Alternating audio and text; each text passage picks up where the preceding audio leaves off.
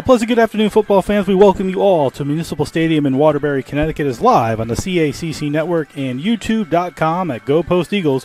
Your Post-University Eagles, 1-1, make program history once again this afternoon as they play their first official NE10 conference game as they host the 0-2 Pace University Setters. A pleasant good afternoon, exciting good afternoon to everyone across our multiple networks and platforms. I'm Jeff Nelson, your voice for Eagle football, back again for all of this afternoon's action. 3 weeks ago, the Eagles won their first ever home game as a Division II representative with a dominant second half against West Virginia Wesleyan University. They won by the final of 41-24. They set several program records during that game. As we mentioned, the first win at home in program history, as well as most points scored in a game. Last week, though, the Eagles came ever so close to moving to 2-0, but fell on a last-second touchdown, 28-27, to Lake Erie College. The Eagles led 14-0 on a 41-yard touchdown reception by junior Josh Tracy, his fourth of the season through various different ways, both receiving and kick returning, followed by a 29-yard touchdown run by sophomore quarterback Tyler Famicon.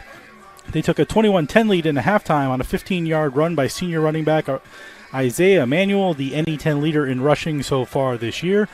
Lake Erie kicker Jaffer Murphy kicked two of his three field goals in the second half to cut the Eagle lead to 21-16 before a chaotic final 3 minutes in the fourth quarter. Tayshawn Johnson scored on a 9-yard TD pass, followed by a missed two-point conversion to give the Storm a 22-21 lead with 3:04 remaining.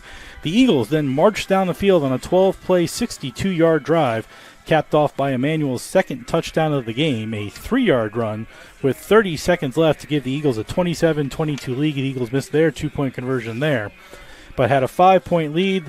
They kicked the ball off. The Storm managed to get the ball at the 25-yard line and work it all the way down to the Eagle 33 on 3 plays using their timeouts.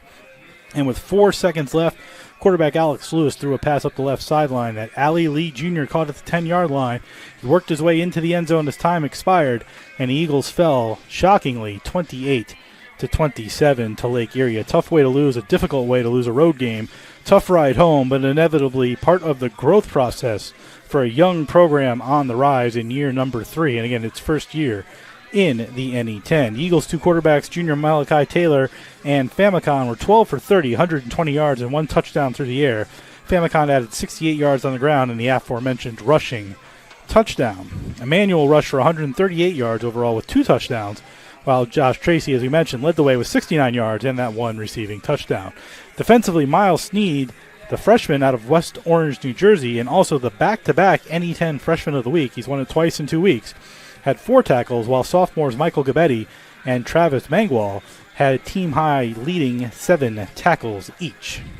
For Pace, they come into Waterbury off of 2 home losses, first to East Stroudsburg, 41-6, then last week in a non-conference game versus the University of New Haven, 47-17.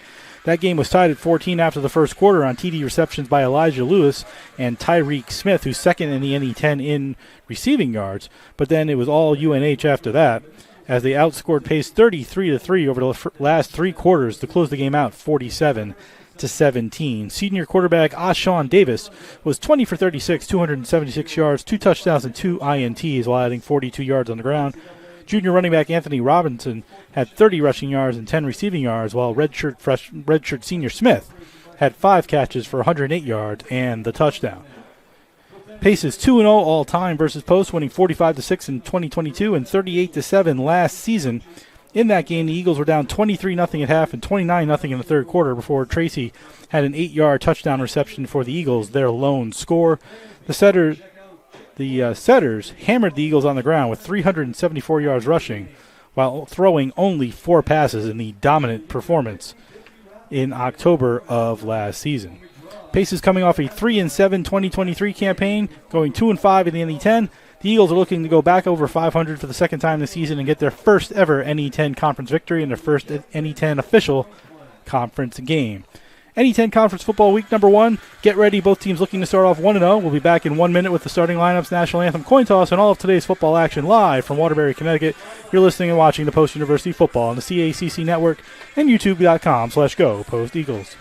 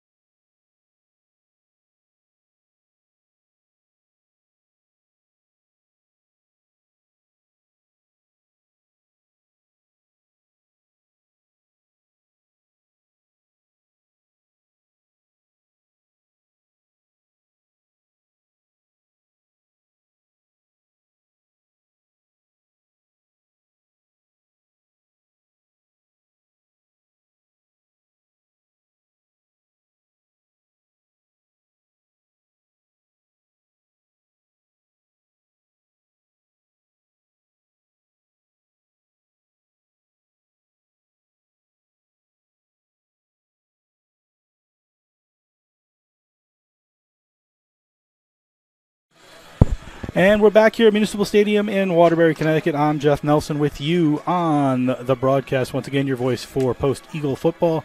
Just getting ready for the national anthem and for the teams to take the field, and we'll get you the starting lineups shortly, and they will be coming up momentarily. Again, the third time these programs have ever met, the first time as conference foes, official conference foes. Eagles in year 3 as a Division II program, and Pace University, a long since Division II program. Setters here in Waterbury this afternoon. Good crowd on hand, filing in from the parking lot. The perfect football day. If you're on the field, the weather couldn't be any better. A breeze coming out of the north. We'll get you all that information when we go through the starting lineups momentarily. Again, just waiting for our national anthem to come up. Upcoming schedule in the NE10. We'll do that real quick for you. Yesterday, Bentley defeated Southern Connecticut 34-24. So officially, Bentley 1-0, the only team in conference with a win so far. Southern Connecticut falls to 0-1. Scheduled today, St. A's plays at AIC. That game started at noon. We'll see if we can get you an updated score as we move along. Franklin Pierce is at the University of New Haven. That game will start at the same time as this one at 1 o'clock.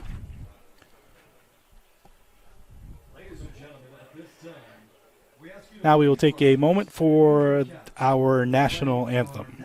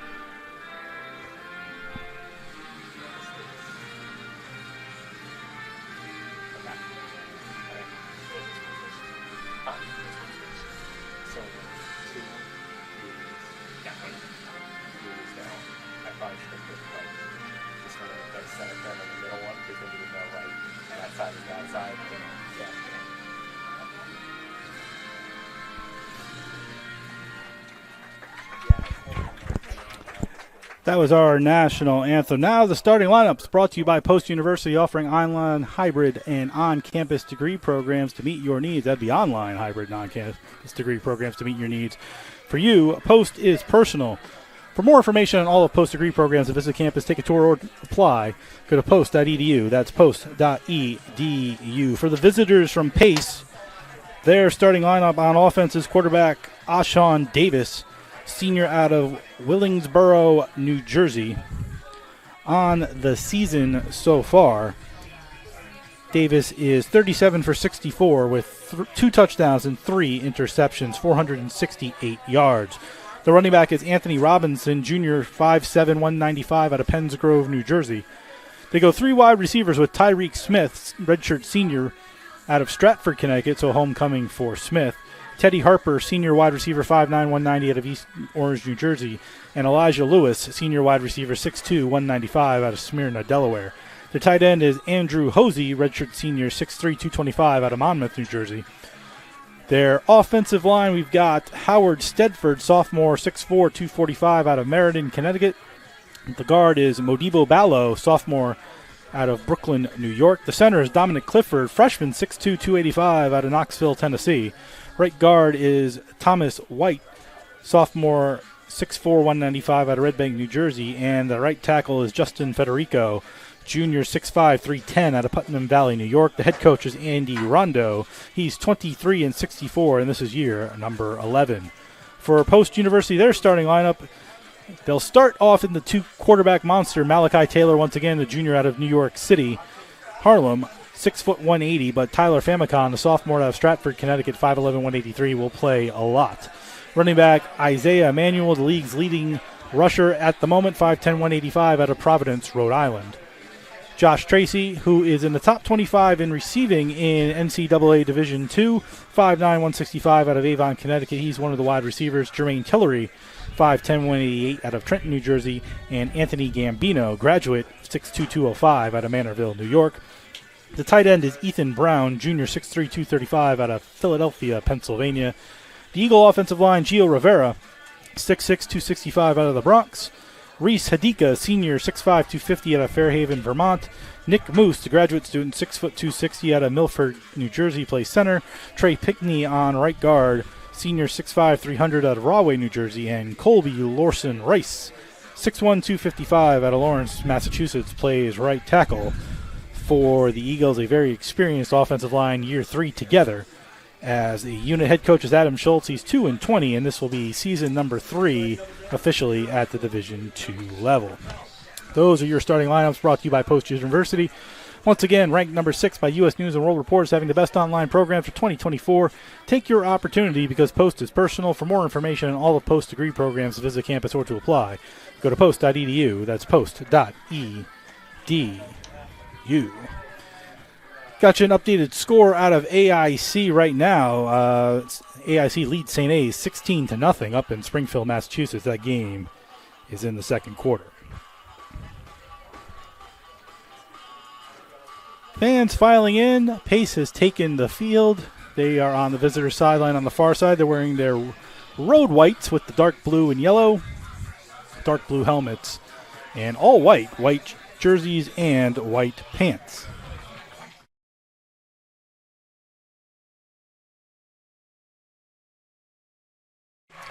Eagles have now taken the field. They're wearing their home grays with orange lettering, purple helmets, and gray pants.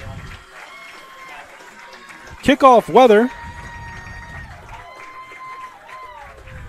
is 70 degrees, partly cloudy, wind out of the north-northeast, so it'll be blowing across the field at 11 to 15 miles an hour, humidity moderate. So an excellent football day. Again, if you're playing on the field, you've got warmer weather plus the wind, a coolish wind because it's coming out of the north. Something to keep an eye on, though, for the kickers and punters as the game moves on, because if you look at the flags on either side, they're swirling because the wind is really blowing sort of at us in the broadcast booth, blowing across the field as you look at the camera. So if you're looking at the camera and that view, the wind is sort of blowing in your face with the direction, but swirling a bit on the field. So now the captains are going out for the coin flip.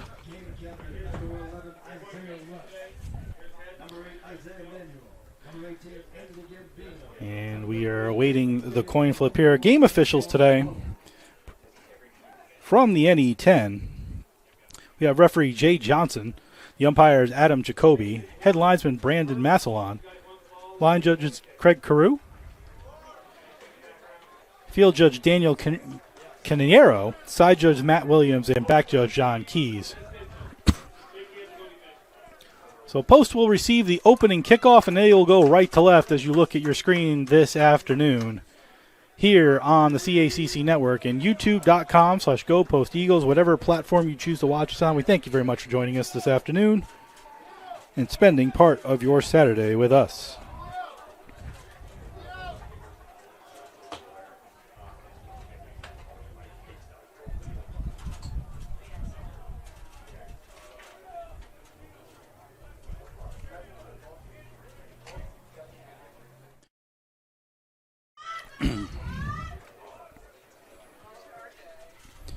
Don't forget to stay with us at halftime today. We'll go around the Post University sports scene and the NE10 here on the CACC Network and youtube.com/GoPostEagles.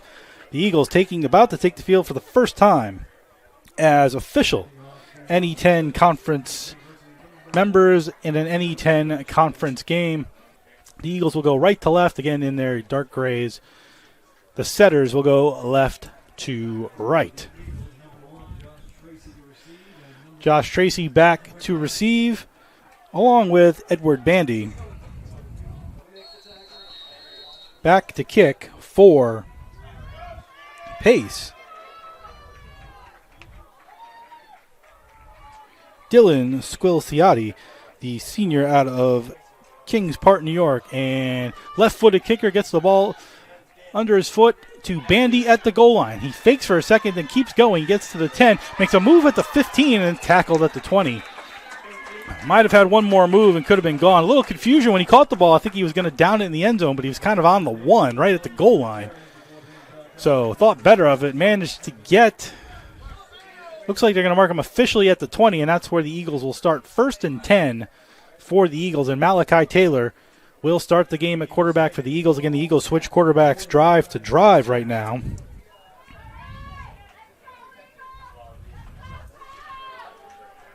First and 10.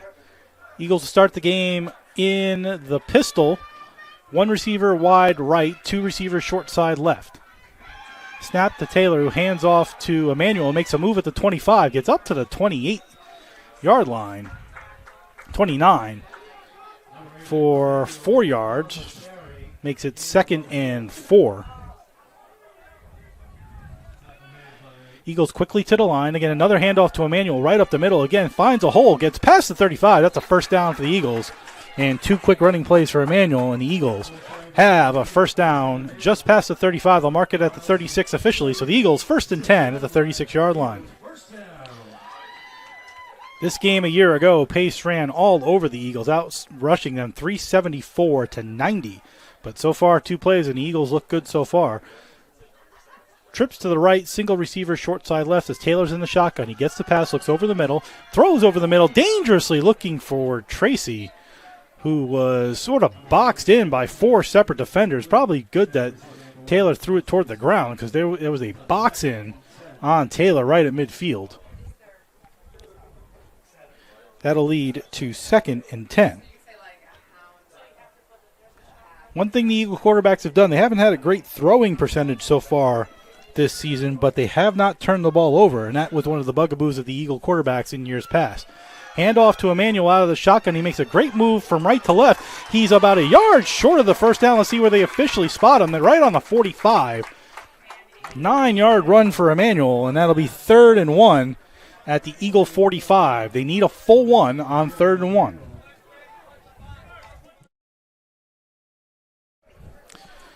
Third and 1, Eagles quickly to the line. Twin receivers left, single receiver right. Into the pistol. Hands off to Emmanuel, trying to get that 1 yard. Makes a nice move, but he's going to be short by about a half a yard.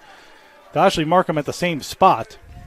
Thought maybe he got a little bit more, so now 4th and 1, and an interesting decision for the Eagles. They tried some power football to get Emmanuel the 1 yard, and it looks like the Eagles are going to punt on 4th and 1 in their own territory.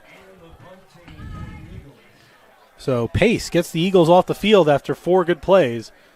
And Eagles come up 1 yard short. And Aiden Kane, 8th currently in the NE10 in punting, will be back to punt. He's got a 34.33 average on the season so far. Snap to Kane is clean. Kick is up, and he gets under it. Good punt by Kane. They're going to go for a fair catch. The ball bounces, takes an Eagle bounce, and a roll out of bounds right around, say about the 20. They're going to mark it right at the 20, so a 35-yard punt for Kane. And Pace will take over 1st and 10 at their own 20-yard line.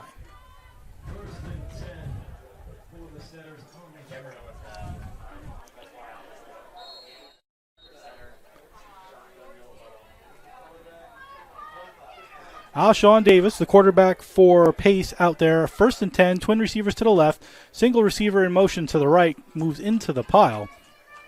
Davis back to pass, throws it to that receiver, caught at the 20, makes a move at the 25 before he's tackled down at the 28-yard line nicely. And that receiver is Tyreek Smith, the 5'10", 195 redshirt senior out of Stratford, Connecticut. As we mentioned in the pregame, Davis on the season, 37 for 64, 468 yards, 2 touchdowns, 3 interceptions, and gets a quick little short pass there as it's 2nd and 2 now, 8-yard gain officially, as Davis is in the shotgun. Standing next to him is Anthony Robinson to the right. 1 receiver left, 2 receivers to the right in this formation. Davis gets a snap, hands to Robinson. It's a run. He'll get the first down and a couple more. And before he's tackled at the 34-yard line, Anthony Robinson brought down. at the 34, the 5'9" junior out of Fanwood, New Jersey. On the season, he had 10 carries for 30 yards, but got 6 on that one. And the Setters have a first down at their own 34-yard line. A tighter formation for the Setters. Robinson behind Davis in the pistol. Snapped, hand to Robinson, who goes up the middle, tries to find a hole, and he manages to find one and gets 5 yards before being brought down by the Eagles' Miles Sneed, the back-to-back NE10 Player of the Week. The safety, 5'9", 180 out of West Orange, New Jersey. He came up to make that tackle, but a solid gain of 6 to make it 2nd and 4. Now quad receivers to the left, all stacked, single receiver right, as there's an empty backfield for Davis on 2nd and 4. Eagles should watch the draw here. Eagles show blitz as Davis waits, backs, takes the snap, not throwing it on the short side. Long pass over here, and it is out of the reach, but then a late flag, and that's a questionable call. Let's see what it's going to be before I question it. Jaheim Chambers, wide receiver, 5'11", 180, wrong player. That was Elijah Lewis, wide receiver junior out of Salisbury, Connecticut. Ball went over his head. They're going to call pass interference on the Eagles. That's a 15-yard penalty, so an automatic first down. And for the first time in our 3 years, we have the official mic'd up so I can actually hear what he's calling. Haven't had that before, so that's a good sign. Instead of sort of guessing what each penalty is based on hand motions, we now can actually hear what the official is calling. So electronic progress here at Municipal Stadium. But 1st and 10 for the Setters at the Eagle 44. Robinson to the left of Davis with 1 receiver left, 2 to the right on 1st and 10.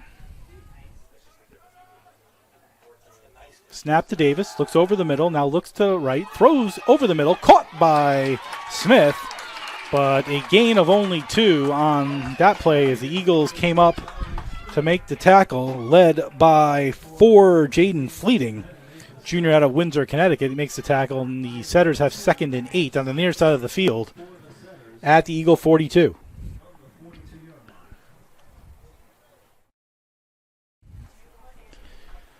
Setters slowing it down a little bit as they were moving quickly in the beginning. Twin receivers to the left. Robinson to the left of Davis in the shotgun. Smith on the right side bunched into the formation.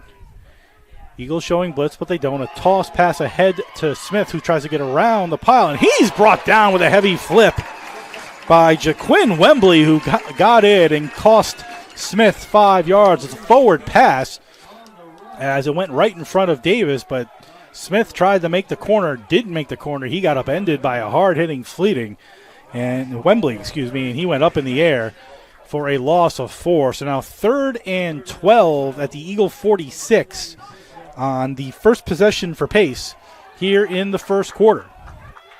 Single receiver left, 2 receivers to the right. Ball on the far side of the field. It's 3rd and 12.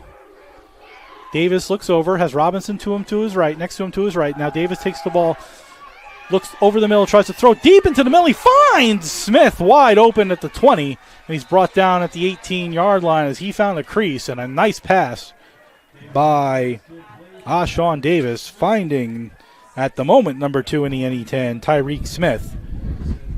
And that's a first down on 3rd and 12, and that's something the Eagles have to do. They have to get off the field. And one of the things the Eagles have been struggling with is getting sacks. That was an opportunity to get off the field and couldn't get the sack. And that leads to a 1st and 10 for the Setters at the 16-yard line. Inside the red zone for the first time today, go the Setters. Twins stacked to the right, single receiver left, Smith in the backfield. Not Smith in the backfield, running back in the backfield. Takes the ball, Davis over the middle to a wide open Smith. Don't know how he got that wide open, but easy peasy touchdown for the Setters. And a simple drive helped out by a pass interference penalty, and the Eagles down 6-0 on a 16-yard touchdown pass from Davis to Smith for Davis's 3rd touchdown pass of the season. For Smith, his 2nd reception of the season, and 3 catches on that drive for Smith. Squiliciati out there for the extra point. High snap, got it down, kick is up, and it is good. And it's 7-0 Pace on a 16-yard touchdown pass. And it is 7-0 Pace here in the first quarter.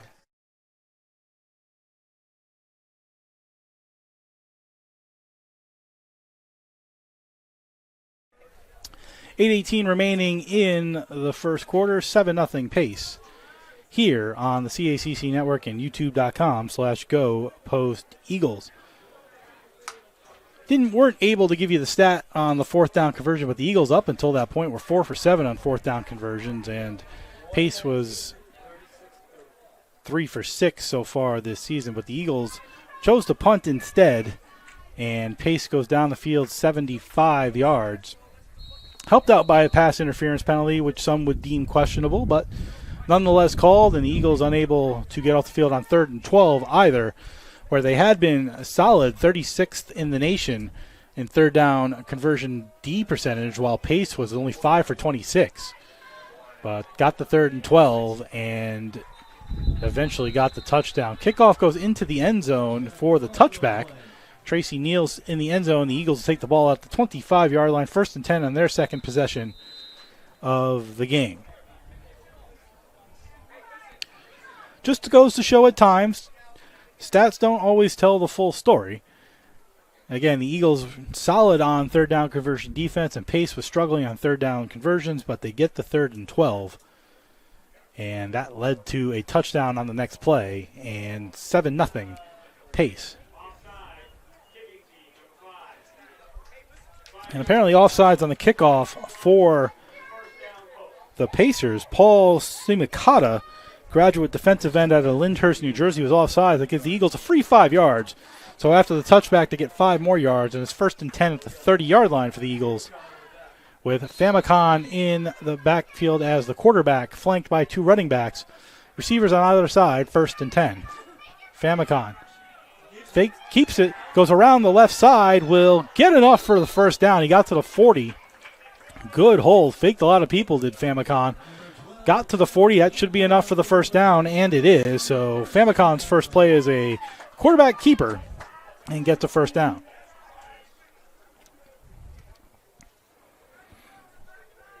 Adonis White in the backfield now next to Famicon. Twin receivers right, single receiver left. That's Tracy on 1st and 10 at the 40. Snap to Famicon, looks, throws it to White low, but he picks it up off the shoe tops. Manages to make a good play out of a bad throw. Got 3 yards. Well, she'll only give him 1, excuse me. Looked like he got a little more, but turned a negative play into at least a positive yard, and it's 2nd and 9 at the 41. Smith back out there after White makes a nice catch on the low throw by Famicon. Eagles in the pistol, far side of the field, twin receiver right, single receiver far side left. Smith in the pistol behind Famicon. Hands off, falls down, lost the yard that they gained, and now it's 3rd and 10 for the Eagles at the 40. Ramon Calderon comes into the game, replacing Ethan Brown. Eagles will go four wide receivers in this set. Famicon, 3rd and 10. Shotgun formation with Smith next to Famicon. Twin receivers on either side. Snap to Famicon, who looks over the middle, being rushed. Screen pass, gives it to Smith. Smith makes a move at the 40, gets to about the 44 before taken out of bounds at the 44 by multiple setters. And the Eagles unable to convert on 3rd and 6, where they were 32% coming into the game. Now they're 0 for 2. Third down conversion defensively, Pace 7 for 21, now 9 for 21. But twice the Eagles have moved the ball, got a first down or 2, and then been forced off the field by the setter defense. Kane, whose 35-yard punt last time, went out of bounds, kicking again, standing at his own 28. Kane gets back, almost had it blocked, but got a nice kick up in the air. Fair catch called for at the 20. Made by Teddy Harper, the senior out of East Orange, New Jersey, and the Setters will get the ball for a second time. Again, starting at the 20, 1st and 10.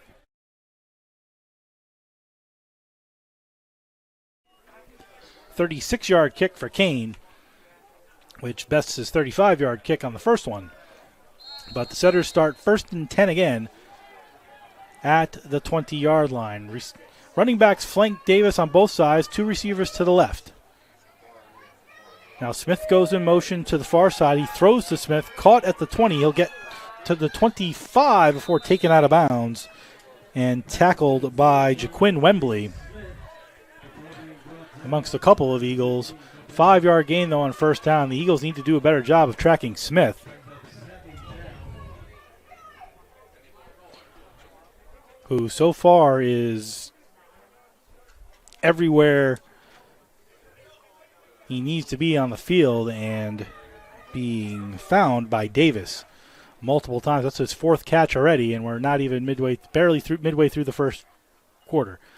Smith under center this time, rolls, being chased though, throws pass over the middle, and there's Smith again, caught the ball at the 40-yard line, 1st down.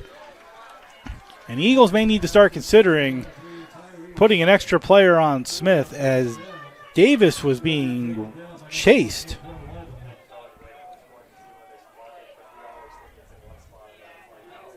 By multiple Eagles in the backfield. He managed to spin away. One of the rare times we've seen a quarterback under center. But Davis makes a nice play there. Finds Smith, who's off the field on this play. Twin receivers right, single receiver to the left. Handoff, Davis right up the middle. For a couple of yards, that's number 11. Lennon Fulgencio, listed as a tight end, 6'2", 265, out of Thelis, New York. Give him 6, 2nd and 4. As McGuire goes off the field. Just past midfield, 2nd and 4. Twin receivers left, single receiver right. Jameer Howard in the backfield next to Davis on his right. Snap to Davis, looks over the middle, now rushing to the far side right. Looking for Howard, who dropped the ball. He was wide open in the flat, would have had an easy 1st down. But he dropped the ball. Davis threw it a little hard for as close as he was, but if he had gotten it there and he caught it, not something he shouldn't have caught, but dropped it, and that leads to a 3rd and 4. So again, the Eagles have an opportunity to get off the field here on 3rd down. 3rd and 4. Smith back out there.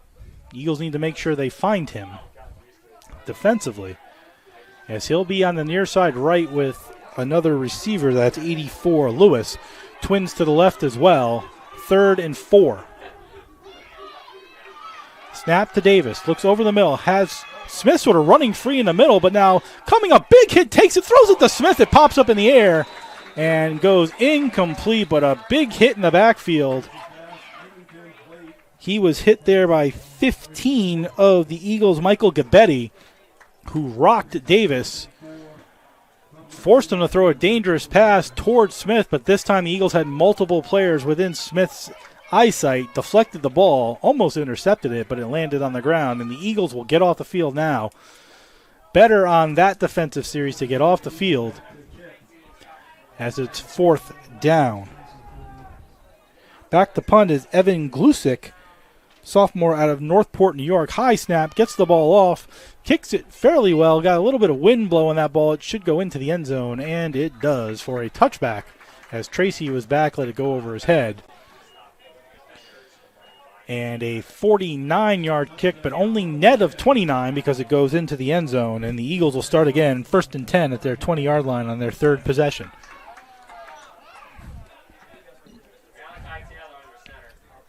Taylor back at quarterback as, again, the Eagles switch on every possession, it seems, at quarterback. So Taylor back again. Twin receiver short side left, single receiver right.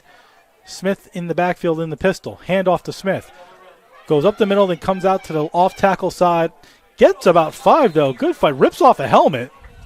You'd think there might be a face mask in there with his helmet being ripped off. So Smith will have to come out for a play, but he gained 5 yards, 2nd and 5.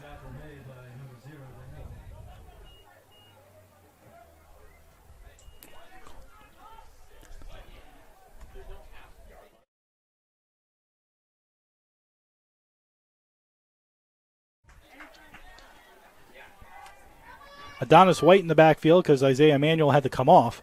Snap. Taylor fakes the handoff, looks over the middle, throws it deep down the middle, looking for Tracy. Caught it at the 45. He's going in. Touchdown Eagles.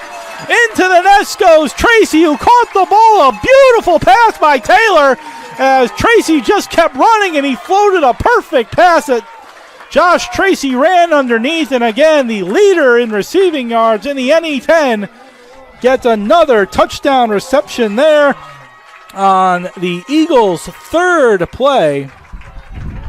Excuse me, that was their second play of that drive.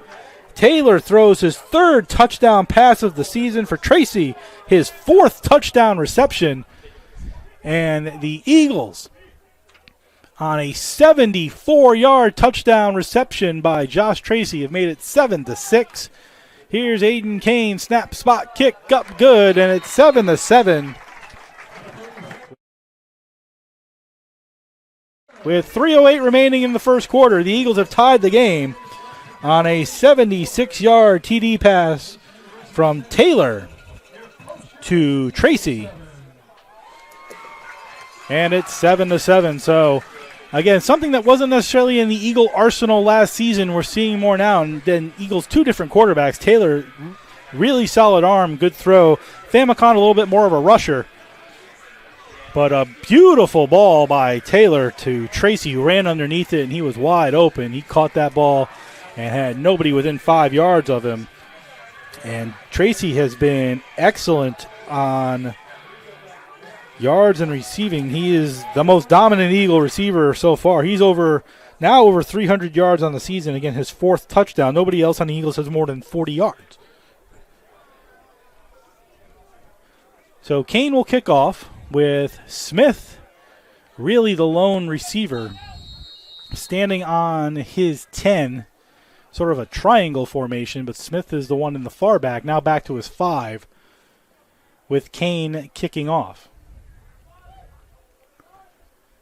7-7, Kane approaches the ball, kicks it, pops it up in the air. It's going to come short. Smith will come up and get it at the 15.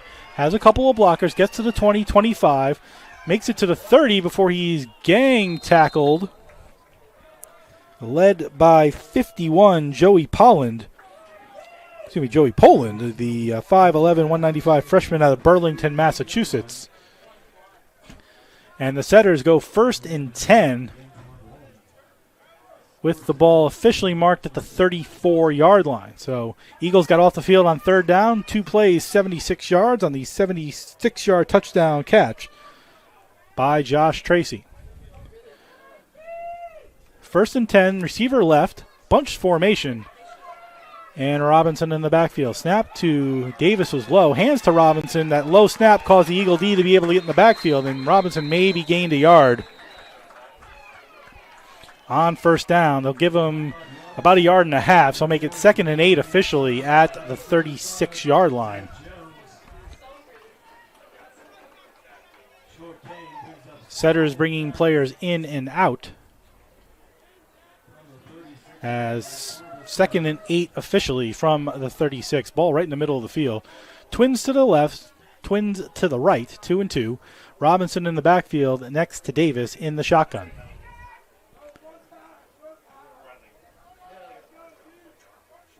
Snap to Davis, looks left, throws left, high and out of bounds. His receiver slipped as well, which helped the Eagles as Ryan Rodriguez, the senior tight end out of New York City, fell. Might have been too high for him anyway, but once he slipped, he wasn't going to get back up and catch that ball. So now it's 3rd and 8 for the Setters at their own 36-yard line. Let's see if the Eagles can get off the field again on 3rd down. Smith back out there. Eagles need to make sure they follow him wherever he goes. Twin receivers left, single receiver right. Robinson next to Davis on his right in the shotgun. Davis taking his time, takes the snap again, another low snap, looks over the middle. Eagles getting in there some pressure. He throws on the run as he was being tackled and dangerously overthrew 84 Elijah Lewis. Good pressure there by the Eagles to get off the field again on third down. Matthew Asinaga, the defensive lineman out of Providence, Rhode Island, he was in there to make Davis's life challenging. One of the things we didn't mention in the pregame, but we'll mention it now. Pace is one of the worst teams in the nation at allowing sacks so far. They've given up 10 sacks so far. That's 158th in the nation, second to last out of 159 teams. Eagles twice have had pressure. Now the punt comes up and almost blocked, but gets it up in the air, a high spiral that bounces off the Pace player and backwards. Eagles will get a break there as it rolled backwards. A 28-yard punt by Glusick, and the Eagles will have their best field position of the game starting at the 36-yard line, 1st and 10, as they go right to left. 1:41 remaining in the first quarter. 7 seconds.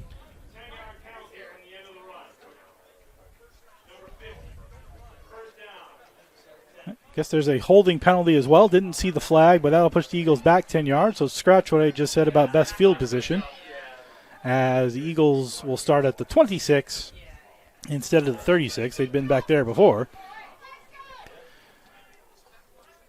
And the Eagles will start 1st and 10 at the 26-yard line, coming off a 76-yard touchdown pass to Josh Tracy.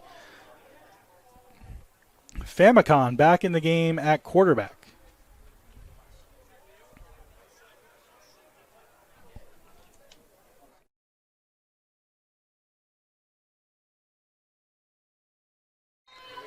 First and 10, single receiver right, single receiver left, a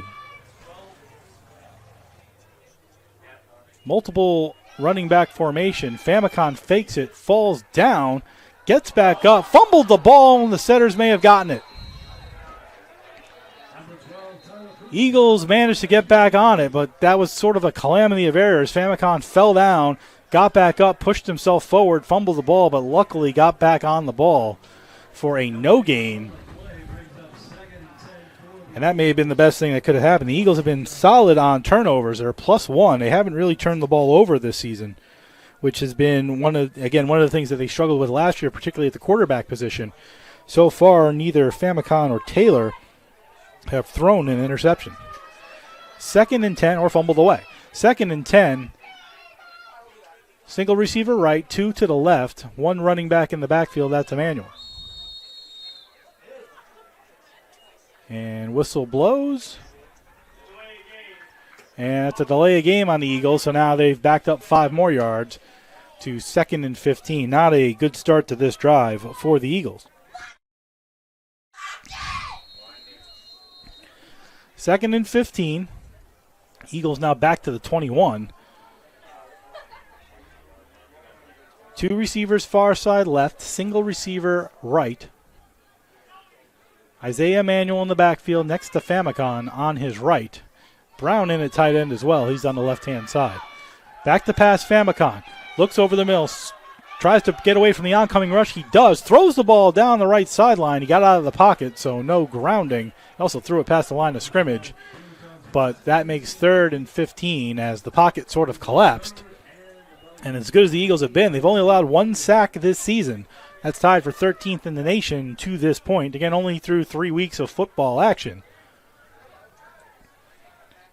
But Famicon able to escape and throw the ball out of bounds. So that makes it 3rd and 15 as we're coming close to the end of the first quarter, 25 seconds remaining. Twin receivers left, single receiver right. Emmanuel still in the backfield in the pistol. Famicon fakes the handoff, then goes up the middle looking for space. He found some space, gets to the original 1st and 10 mark, so gained the 5-yard penalty yards back before he is crunched at the 31.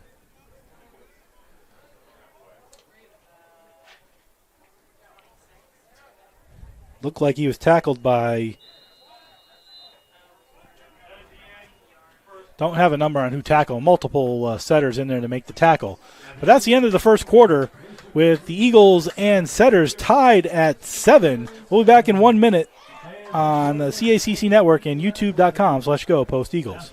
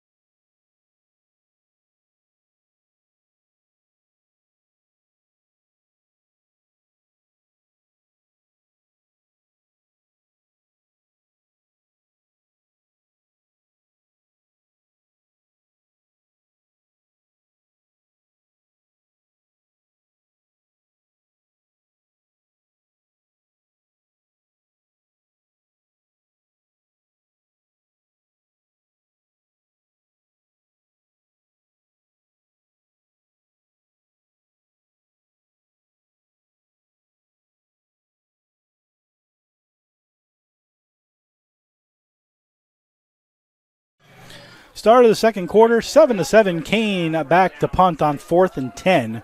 Standing on his own 10 as the Eagles go left to right to start the second quarter. Standing on his own 40 is Teddy Harper. Low punt, low snap. Nice play by Kane and get it. Popped up in the air. Harper moved up to the 45. Fair caught it. And that will be the end of the Eagle drive on a 33-yard punt by Kane. You did a good job to catch that low snap and get the punt off. But the best field position of the game for the Setters, 1st and 10 at the 44. As out come the Setters. Smith far side right, 2 receivers to the left. Robinson next to Davis in the shotgun. In motion goes Smith, right to left. Hand off to Robinson, who goes right, tries to break around the tackle. He makes a nice move to get more than he should have. Ended up with close to 5 yards. Probably should have been tackled right at the line of scrimmage, but escaped the 2 tacklers before finally being brought down by Kawaku Agaman, the defensive lineman out of Bridgeport, Connecticut. Right at midfield now, 2nd and call it 5. Call it 5, excuse me. Single receiver right, twins to the left. Robinson to the left of Davis this time with the ball on the right hash. Snap to Davis. He'll hand it off to Robinson again with some forward momentum. He should have gotten the first down, and he did by about 2 yards. First down and 10 for the Setters, this time on the Eagle side of the field. As Robinson, 2 runs, gets them the first down. Ball placed on the 44-yard line. 7-7 in the second quarter. So far, both teams playing about even football. Each team has had a couple of big plays. The Eagles had the 76-yard touchdown reception by Tracy. And Tyreek Smith's had a couple of long receptions as well for the Setters. 1st and 10, Robinson in the backfield. Snap to Davis, hands to Robinson, fakes it, actually throws it over the middle, and behind the receiver. That's 84, Lewis. Flag is on the play. Let's see who this is on. Might be illegal for Eagle man downfield. As Davis faked me out. Looked like he had handed it to Robinson, pulled it back, and then threw it. But it is illegal man downfield. Let's see if the Eagles push him back or take the play.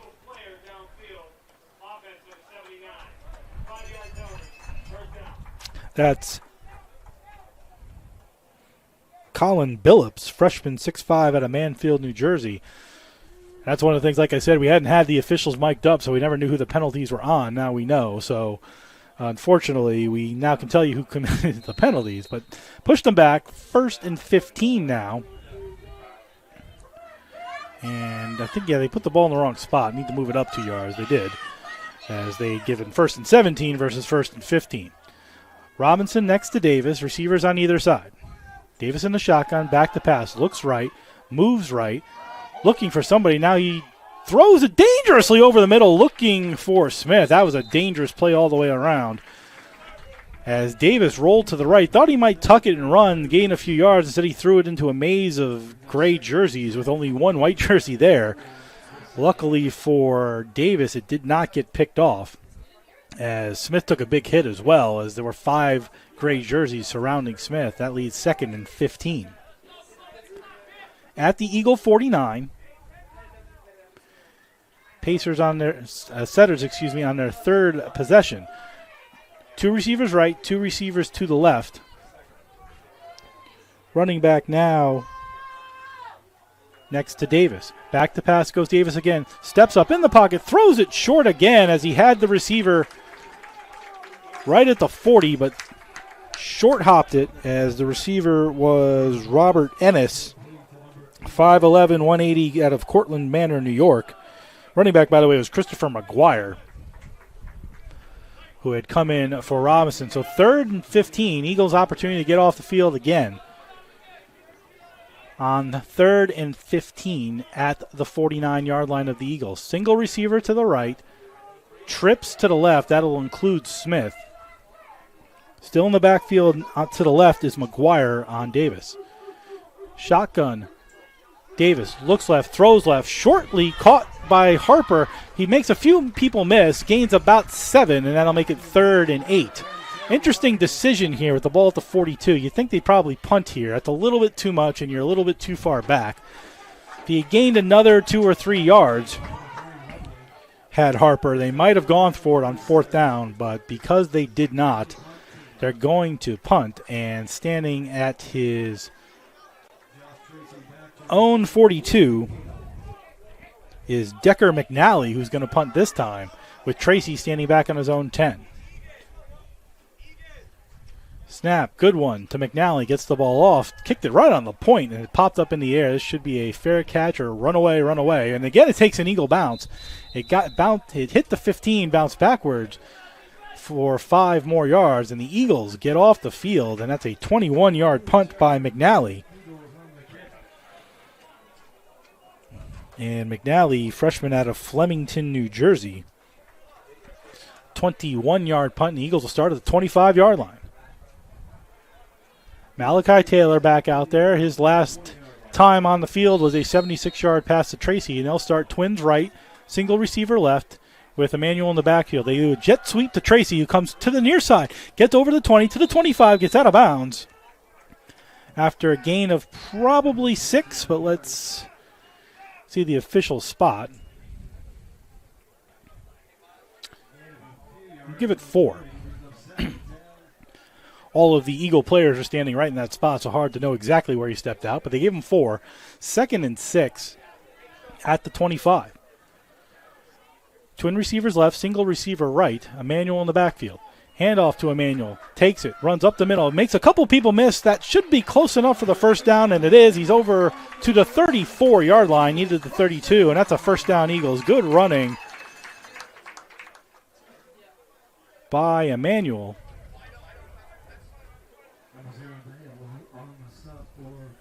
And I actually just want to make sure that's Emmanuel. It might have been Adonis. Hard to tell with the numbers. Want to make sure we give you the right player. Sometimes those 6s and 8s look very similar. And actually, it was Adonis White. Give him credit for that run. Back to pass as Taylor throws a seam pass. A little bit too far for Adonis White. So first give credit to White for getting the first down, and then they tried a pass to White on the near side. Now Emmanuel will come in with White. 2nd and 10 at the 34. Just overthrew him a little bit. Wind, again, swirling, again, sort of blowing toward the camera angle that you're looking at, but might be a little bit behind them as well. Handoff to Emmanuel with both running backs in the game. Gets the off tackle, takes a big hit by 35. For Pace, that's Jameer Brutus, junior 6'2 linebacker out of West Orange, New Jersey. He laid a hit on Emmanuel, who goes out of the game. Gain of 3, so 3rd and 7 for the Eagles. White stays in, Emmanuel comes out. Trip receivers to the left, single receiver to the right. That's Rashawn Mitchell. White to the right of Taylor, 3rd and 7. Snap to Taylor. Looks over the middle, stays over the middle, throws it deep down the middle, and it's picked off at the 40-yard line. Returned into Eagle territory to the 30, to the 20, 15, 10, and brought down the first interception of the season, and that was picked off by Joshua Tachi-Mensah, senior, 6 foot 195 out of Burlington, New Jersey. That's the first interception for the Eagles this season. First interception thrown this season by the Eagles. And the first interception of the season for Tachi-Mensah. And the Setters set up in the red zone on the 50-yard return. First and goal from the 10. Davis in the shotgun. Looks left. Looks over the middle. Now rolls to the left. Has some space. Looking for somebody. Throws it into the ground as Gabetti got over there. Davis had nobody open, but let's see if there's a flag on the field. Might have another illegal man downfield. As with all that time, eventually they might release. But let's... Okay, no penalty at all. Didn't even think that was intentional grounding. He had rolled outside the pocket. But good job by the Eagle defense to, first of all, be on Smith and then watch the rest of the receivers. So second down and goal for the Setters, right at the 10. So they got to go to full 10. No first down within this area of the field. Twins left, single receiver right. He's got McGuire to his left, does Davis. Snap. Fakes the handoff, throws it over the middle, but he flipped the ball, and it gets picked off by the Eagles at the goal line. 15, 20, 25, 30, gets away from Davis, 35, 40 before he's tackled down at the 45. Oh, what a break. Davis threw the ball, but sort of flubbed out of his hands. It popped up into the air, and it was picked off. Picked off by Jalen Russell, the defensive back out of South Plainfield, New Jersey.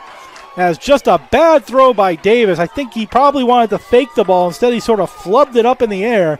And standing at the goal line, just waiting for it, was Russell. And he returned it 45 yards out to the Eagle 45. So now both teams have exchanged interceptions. For Davis, his fourth interception of the season throwing. For the Eagles, Russell, his first interception of the season. So now Famicon back out there, 1st and 10, as both teams have now turned the ball over on consecutive possessions. Famicon looks over the middle, gets away from the rush, has to throw quickly. He finally does to Tracy, who's open at the 30. Catches it again, nicely thrown, nicely caught, as Tracy found a hole. Famicon rolled, and right before he got smashed on a sack, got the ball away for a first down pass of 30 yards to Josh Tracy, who continues to pile up the yards and receptions. 1st and 10 Eagles at the 25. High snap to Famicon, gives it to Emmanuel, who tries to get back to the original line of scrimmage and manages to maybe a loss of a half yard. But 2nd and 10 at the 25. Again, Josh Tracy again. We talk about Smith. You got to follow Tracy wherever he is. Well over 300 yards on the season receiving. 4 touchdowns this season. He's over 100 yards in this game already. Snap to Famicon. He fakes it. Comes around the right side. Makes a spin move before he's brought down inside the red zone at the 18-yard line. A gain of 7. Will be 3rd and 3. Fake the handoff to White. And then roll to the right side off the right tackle. Made a spin move, managed to get to the, well, we'll mark him down officially at the 19. I thought he got a little further than that. So they'll make it 3rd and 3 instead of 3rd and 2. Emmanuel to his right, trips to the left in the shotgun. Famicon looks over the middle. He's going to run with it on a quarterback sneak, trying to get to the 16. He might have, he's very close. Based on the spot of the far side umpire, far side judge, he's about a half yard to a yard short. Looks like the Eagles are going to kick the field goal here. instead of going on 4th and 1. That's confidence they have in their kicker, Aiden Kane, who this season is 2 for 2 on the season. This will be a 34-yard kick with Famicon holding. 4th and 1, Eagles going for the field goal. Snap is good. Kick is up, and it is no good. Pulled it to the left. And again, don't know how much that wind played into it. I'll say this. The wind has been blowing, again, towards the camera view all day, and the moment he kicked the ball, there was no wind. Flag literally had stopped moving at that goalpost, so he missed it to the left. Maybe he was thinking there was wind there. But Kane misses his first field goal of the season. And on 4th and 1, the Eagles go for the field goal. Kane misses, and the Setters will take the ball 1st and 10 at the 20-yard line. As their turnover led to no points. Twin running backs next to Davis, 1st and 10. With receivers on either side. He hands the ball off, but nicely tackled by Gabetti for maybe a gain of 1 as the handoff went to Christopher McGuire. Maybe got 1 on that. 2nd and 9 at the 26. A Setter player is down. That's 11 Fulgencio.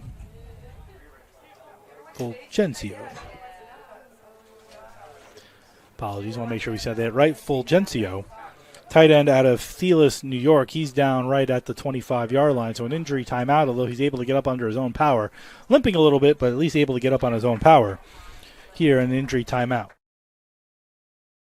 7:15 to go in the second quarter. We're 7-7. Both teams have had turnovers here in the second quarter, interceptions. Eagles have missed a field goal.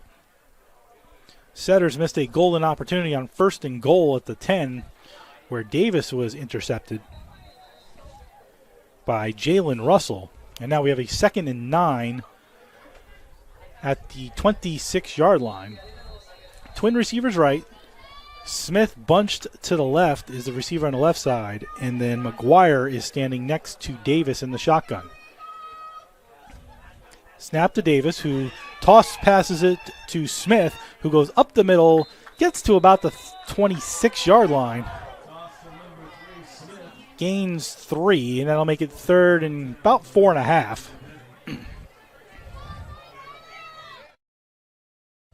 3rd and 4.5, we'll call it.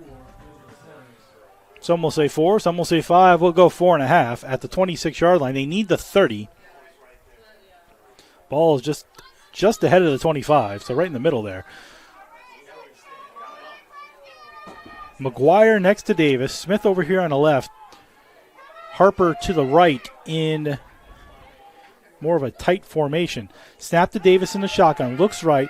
Fakes right. Throws right. Has Harper picked off again as Harper was running at the 45, and at the last second, Antoine Walden came out of nowhere, and he picked the ball off at the 45, and the Eagles on back-to-back Setter possessions get interceptions as the Setters turn the ball over on 3rd and 4, and the Eagles get the ball in their own territory.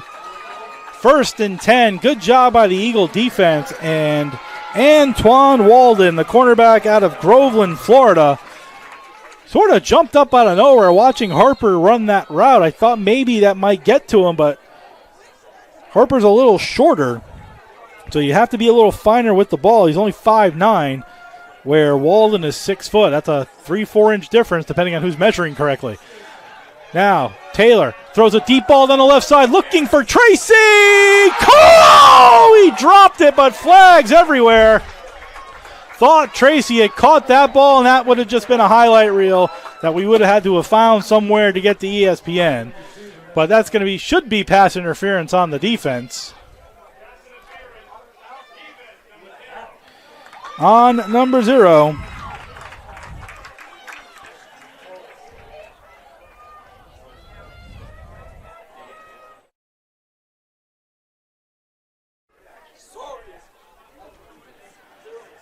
But 15 yards, as Tracy almost made a miraculous reception, and that would have just added to the lore of what's becoming a player who may be the best offensive receiver in the NE10 and maybe one of the best in the country. Twin receivers right, single receiver left, that is Tracy. In the pistol is Taylor. Hands off, but taken down quickly is Emmanuel, and a nice tackle there by 36 Travis Osterhout, the sophomore out of Lake Hopatcong, New Jersey.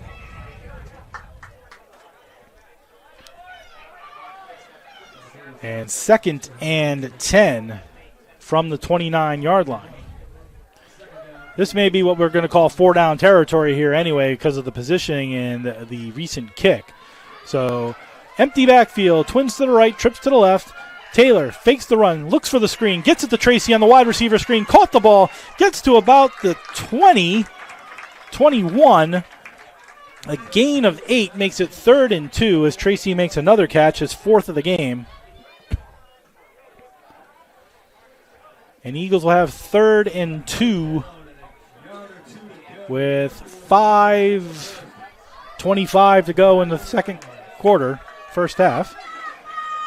Tracy to the left, twin receivers to the right, snap to Taylor, who fakes the handoff, and he rolls to the left, looking to get the first down, puts his shoulder down. He might be a half yard short. Taylor, who's not as much of the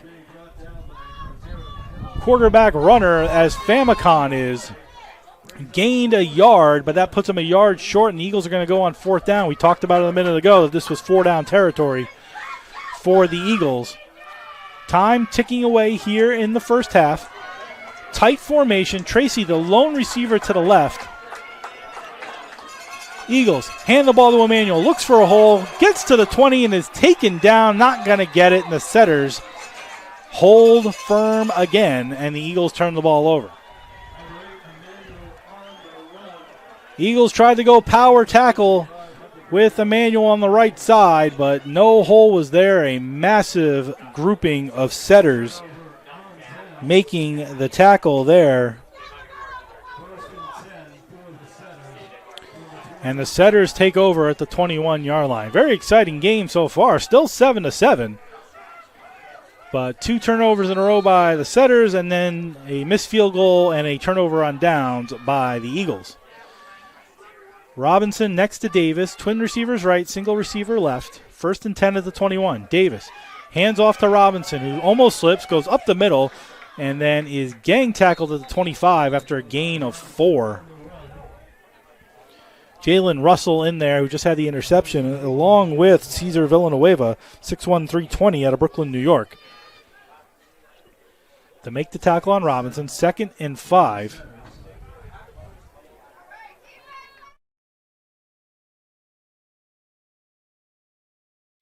.335 to go in the first half. Single receivers on either side. Robinson in the pistol behind Davis now on 2nd and 6. Eagles show blitz. Davis waits, holds, takes a hard snap, looks down the left sideline, has Smith, but there's caught by Smith, and he stays in bounds magically, and that's a touchdown for the setters. As one-on-one down the left sideline was Walden and Smith. Walden jumped, went for the interception. It just went over his outstretched arm and caught by Smith, and that is a touchdown for the setters. And they have taken a 13-7 lead on a deep 76-yard touchdown of their own to their top receiver, Tyreek Smith. And it's 13-7 pending the extra point. Snap is down, kick is up, and it is good. And after trading turnovers and Eagles going missed field goal, turnover on downs, Davis on 2nd down throws a 76-yard pass down the left sideline to Tyreek Smith, who just got it over the outstretched hands of Antoine Walden, who just had an interception a moment ago. And they score the touchdown to take a 14-7 lead.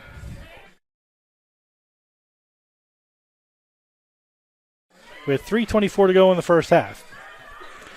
Eagles want to get some points on the board on this drive because the setters will have the ball to start the second half. But these teams going back and forth against each other in a reasonably big heavyweight fight. Both teams have made their mistakes. Both teams have missed opportunities, and both teams have a 76-yard touchdown pass to their best receiver, the Eagles to Josh Tracy, and the Setters to Tyreek Smith. And again, Tracy was interfered with on a ball thrown into the end zone that he almost caught, but the Eagles came away with no points on that one. Kick caught by Bandy at the 25. He'll get tackled there as the ball went really short.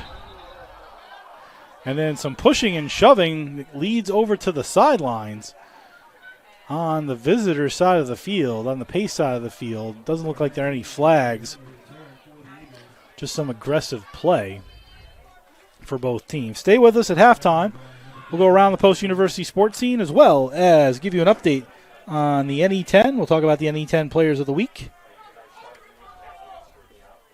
And give you a look at the top 25 around the nation here at halftime here on the CACC Network and YouTube.com/Go Post Eagles. 1st and 10, receivers on both sides for Famicom, who hands the ball off to Emmanuel, gets around the tackle, gets to the 35, close to the 40 before running out of bounds. We'll see where the official mark is. Looks like the 36. That's a gain of 7. 2nd and 3. Eagles moving with a little bit of tempo. Tracy to the far side left. 2 receivers to the near side right. Emmanuel still in the backfield in the pistol formation. Famicom takes the snap, hands to Emmanuel, goes to the left side, breaks the tackle. Should have enough for the first down as he's over the 40-yard line. That is enough.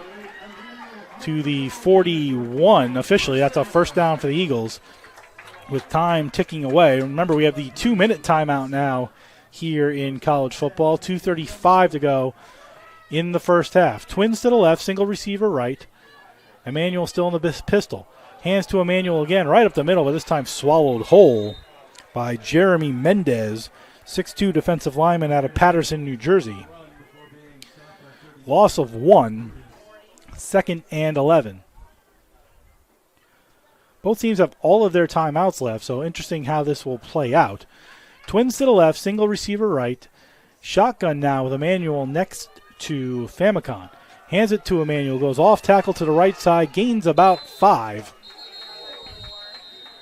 And there's an injury on the field as Joshua Tachi Mensah, who had the interception earlier in the game, is down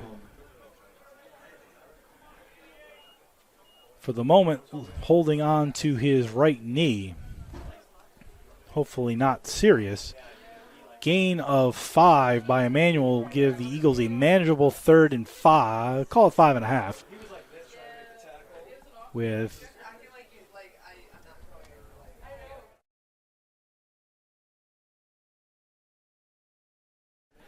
2 minutes even, so we actually hit the 2-minute warning as well. So no injury timeout because we're at the 2-minute warning anyway.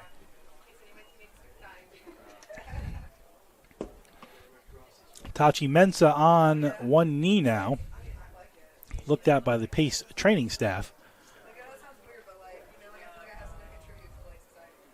In what will be a 3rd and call it 5.5 for the Eagles, who need to get past midfield for the first down. Now he's on 2 knees. Now he's up on his feet, and he's able to walk off under his own power. Fans giving him a nice round of applause here, as he had an interception earlier in this quarter. It's been a kind of a crazy quarter when you really think about it. It was 7-7. The Eagles started the quarter punting, and then we've had interceptions from both teams. 2 interceptions from Pace, 1 from the Eagles, their first of the season. And then a 76-yard touchdown reception to Tyreek Smith, the Setter leading receiver, which matched Josh Tracy's 76-yard touchdown pass in the first quarter. 3rd and 5.5. Famicom has Emmanuel to his right now as he switched spots. Trips left, Twins to the right. Snap, back to pass Famicom, looking over the middle, escapes the pressure, rolls away. He's got enough for the first down if he runs for it, and he does. Gets to the 45 and out of bounds. Nice job by Famicom, who felt the pressure coming on the left side, stepped up in the pocket, veered to the left, had plenty of space, got enough for the first down, and the Eagles have 1st and 10 at the setter 46-yard line, so he needed 5. They got 8, and got out of bounds, by the way, which stopped the clock. Twin receivers right, single receiver left. That's Tracy Brown, the tight end, in the formation with Emmanuel standing directly to Famicom's left.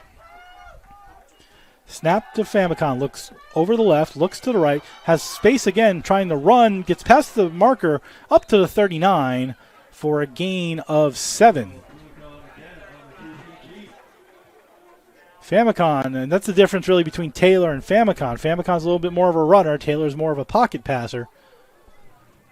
Famicom felt the pocket collapsing, didn't have anybody, took the 7 yards. 2nd and about 3.5. Twins to the right, single receiver left. That's Tracy again with Emmanuel to his right. Emmanuel goes out in the formation. Famicom moves forward ahead. He'll get the first down easily and then slide down at the 30 after gaining enough for the first down. Again, another run of 8 for Famicom with the clock ticking away here in the first half.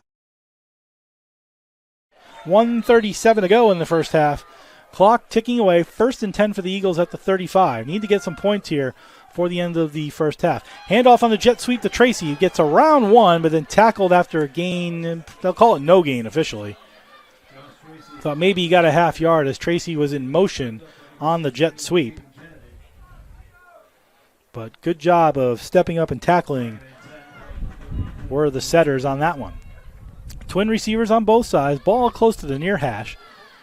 Emmanuel to Famicom's left. Eagles slowing it down just a little bit. Snap to Famicom, who looks towards Tracy's side. Now throws it deep down the left side. That's a dangerous pass. Good defensive play there, and that might have been the best play made by the Eagle offense's Ramon Calderon, who that's where the ball was going. But if Calderon didn't make a defensive play, that would have been an interception. Long throw for Famicom there. He's on the near hash, throwing it deep down the left hash into that wind. Because, again, if we mentioned if from where the camera is sitting, the wind is blowing towards the camera. So blowing across the field. That's a hard pass across the field with that many players and the wind slowing it down. So 3rd and 10 now. Again, might be 4-down territory, so you maybe just want to get enough to make it simpler. With Twins left, single receiver right, Calderon in motion, fakes the jet sweep. Famicom comes to this side looking to gain some yards. He gets to the line of scrimmage and then is tackled down heavy and hard by 97 Jason Chavez, the defensive lineman, 6'2", 215 out of Clementon, New Jersey. But now the Eagles are kind of in no man's land. The ball's at the 34-yard line, not kicking a field goal, and you're not punting. So the Eagles are going to go here on 4th and 10. Because it would be a 51-yard field goal for Kane. Well outside his longest kick made in college. That's why I said on 3rd down, maybe just gain 5-6 yards, make this a simpler 4th down. Because with the wind sort of swirling around and blowing and already have missed a shorter kick, you want to make this a little easier, but it's going to be 4th down. Timeout was taken by Pace. And out comes Famicom.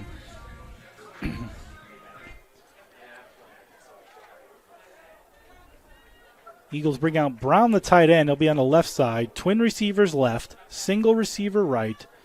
Emmanuel stands next to Famicom in the shotgun. 5 defensive backs for Pace. Snap to Famicom. Eagles need 10. Good blocking up front. Has time. Famicom rolls to the right. Finally somebody breaks through. Has time. Throws the ball looking for Tracy, but that's picked off. Not the worst thing in the world. It comes up as an interception, but you didn't have anybody open, and instead of getting sacked or losing yards, you sort of heave it up there, and it gets picked off at the 10-yard line. pace might have been better just to knock it down, because theoretically you lost 20 yards on that play.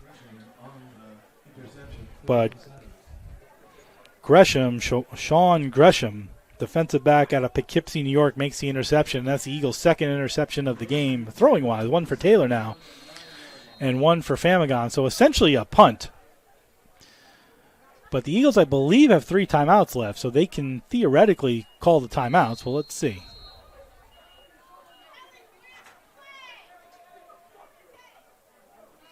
Nobody has called anything, and the clock is just ticking down.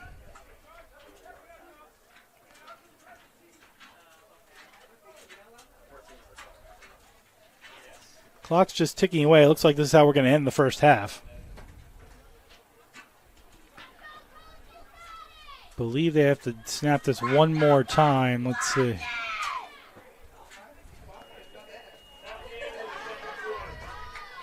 A very excited crowd. They don't have to snap it again. The play clock and game clock match up, so they'll call halftime here with the score. Pace 14 and Post 7. The lone touchdown of the second quarter, the 76-yard pass to Tyreek Smith. That's how we'll go into halftime. 7-6 Pace. We'll be back in 2 minutes with our halftime. You're listening and watching the Post University Football on the CACC Network and YouTube.com/Go Post Eagles.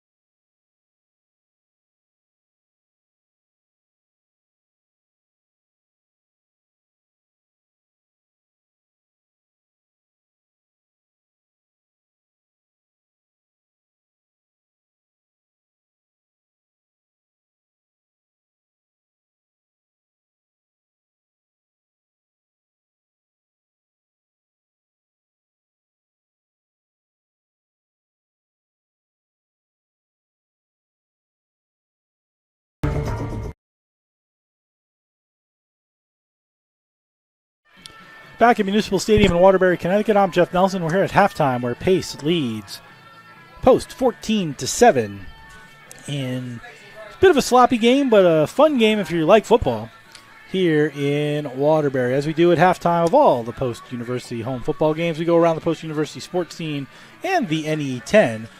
Brought to you by Post University and its 17 NCAA Division II athletic programs. From golf to football to hockey, there's something for everyone to enjoy, whether a student, a parent, or a fan. For more information on Post University athletics, news, scores, and upcoming schedules for all your favorite teams, please go to posteagles.com. That's posteagles.com. Eagle fans, the collegiate sports season is underway. Are you in the market for some post-university swag? Are you looking for the latest in post-university clothing or branded items? Do you want to represent your Eagle fandom in the nest, on campus, around the neighborhood, at home, or on the road? If so, go to posteagles.com, click on the fans section on the right-hand side, and click on School Store to grab anything and everything Post Eagles. Use the code RUSH20 at checkout to receive 20% off your order. No minimum required. However, exclusions do apply. That's code RUSH20, RUSH20.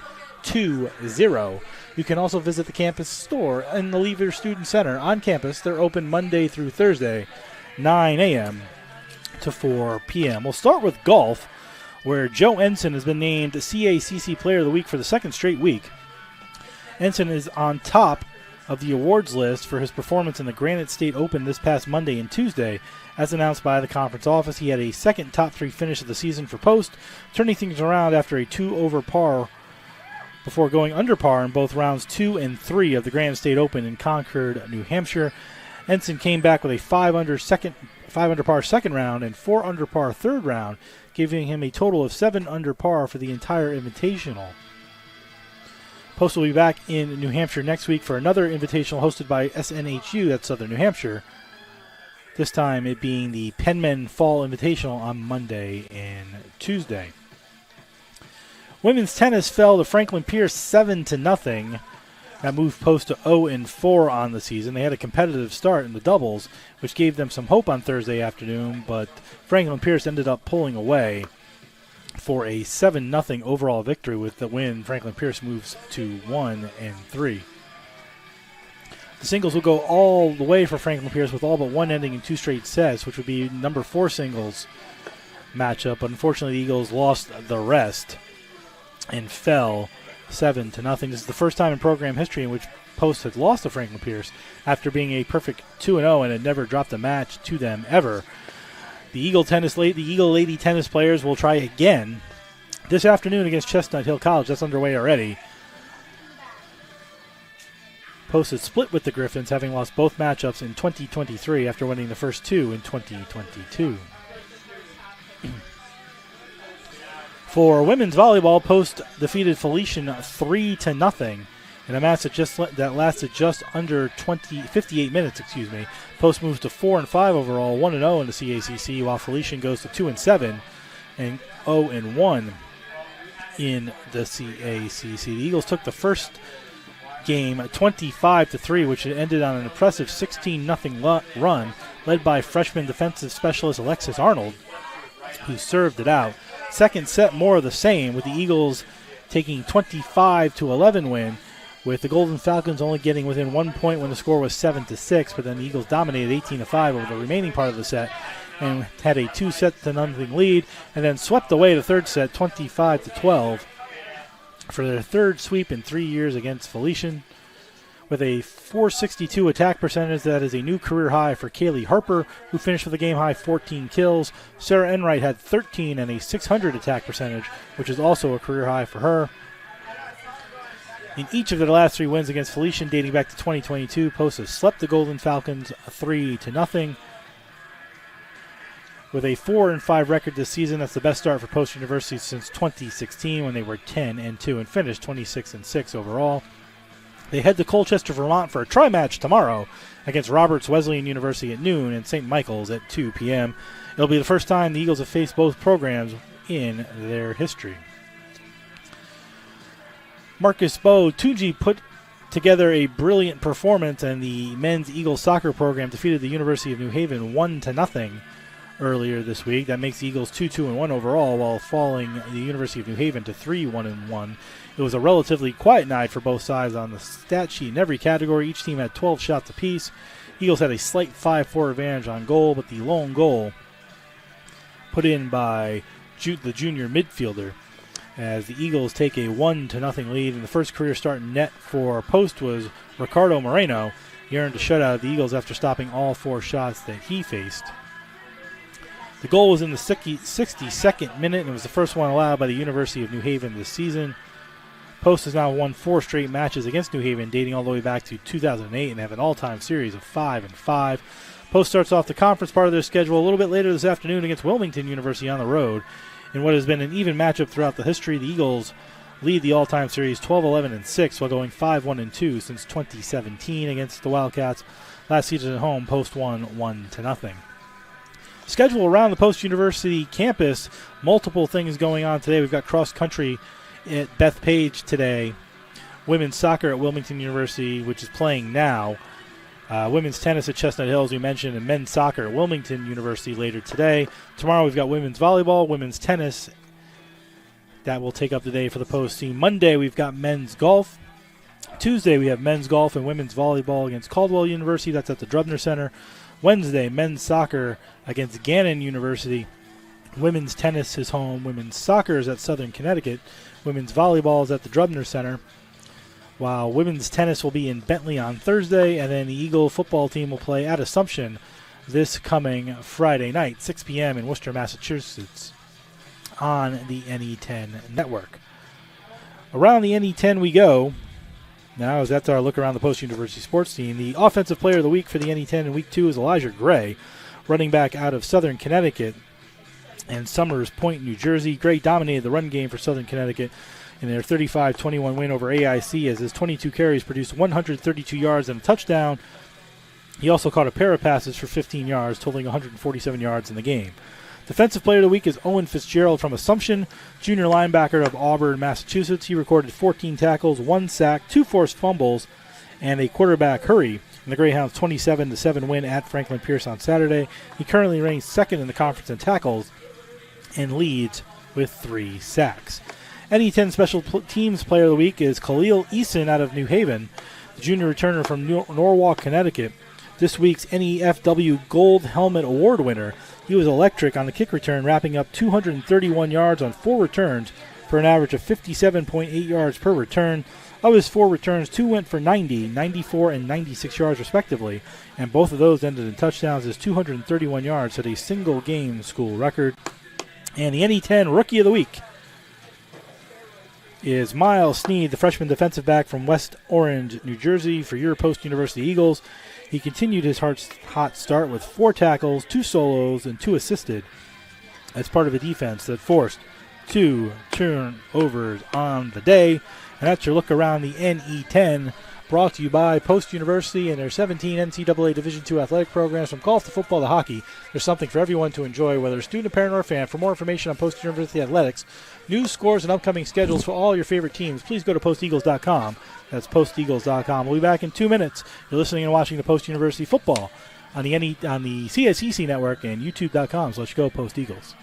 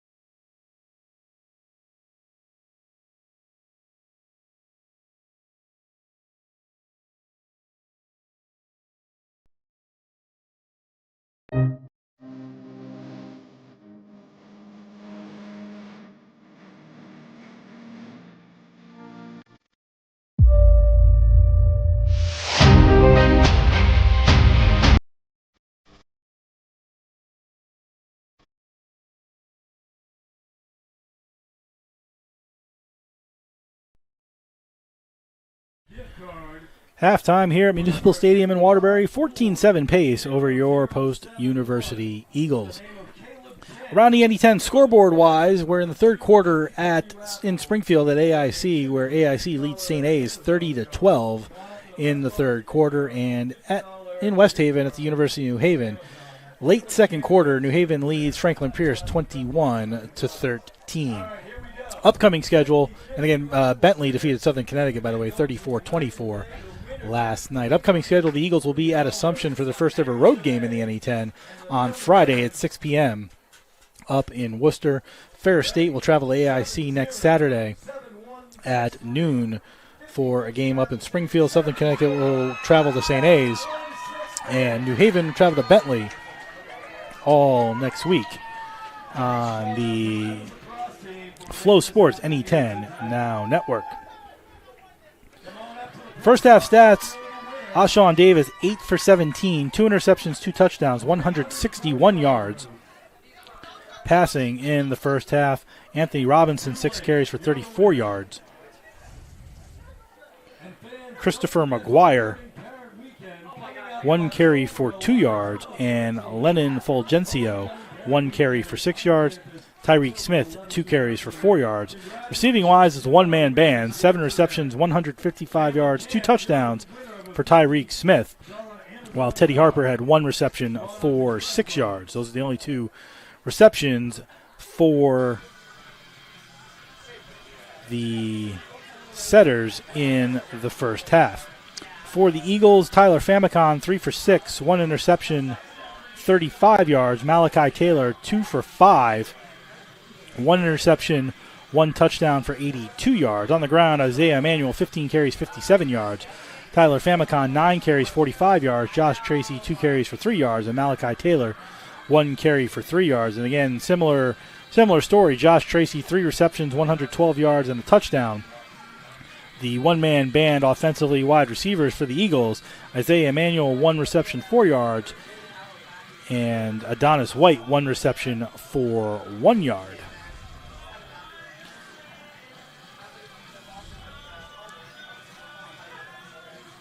Neither team with any sacks, both teams with interceptions, as Elliot Porter had 1 and Sean Gresham had 1 for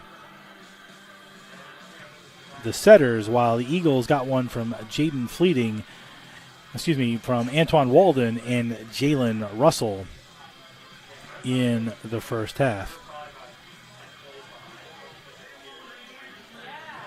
Overall stats, Post had 9 first downs to Pace's 7.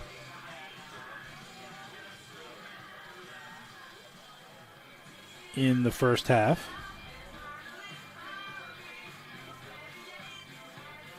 Total yardage, pretty close. 219 for the Eagles, 202 for Pace. Eagles had 10 more plays than the Setters. Pace 3 penalties, 25 yards. Post 2 penalties, 20 yards. Aiden Kane, 33.3 average on 3 punts. 36 yards on 3 punts for the two-headed kicking monster of Pace. Eagles 1 for 8 on 3rd down, 0 for 2 on 4th down. Setters 1 for 5 on 3rd down. They did not attempt a 4th down opportunity.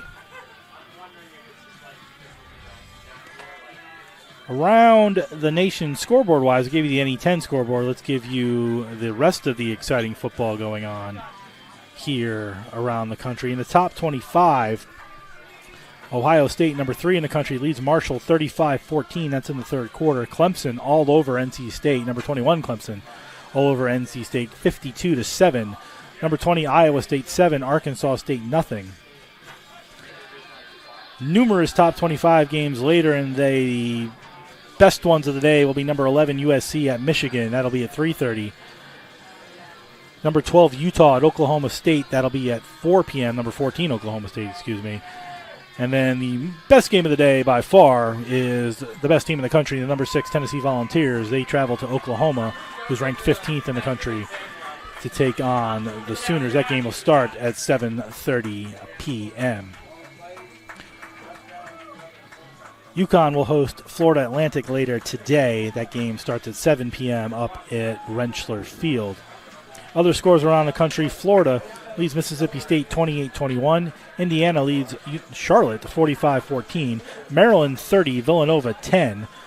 James Madison 53, North Carolina 21. That's early in the 3rd quarter. So James Madison's put up 53 points in barely a half against North Carolina. Well, it may be a shock to some, but not a shock to all.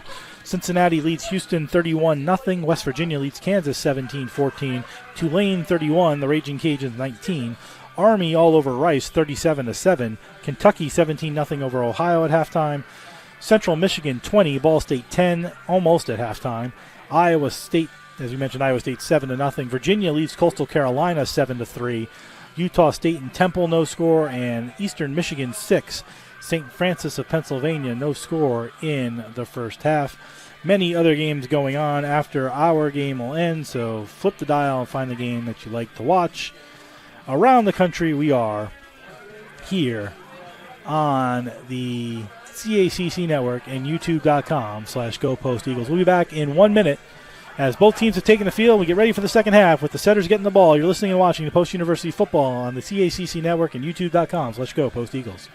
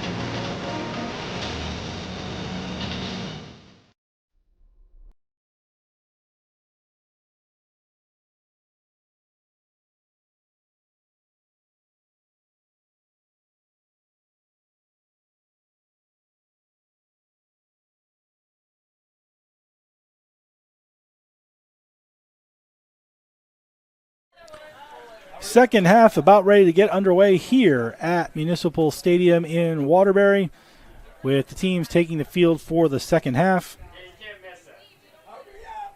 An exciting game so far, 14-7 pace. The big plays, each team with a 76-yard touchdown reception. Josh Tracy for the Eagles in the first quarter, and Tyreek Smith in the second quarter for the Setters. They're a big play team. Wind blowing hard again, blowing right at the camera now for the first time today, blowing really hard for the first time today. As the Eagles will go right to left to start the third quarter. Setters will go left to right. Eagles in their home grays.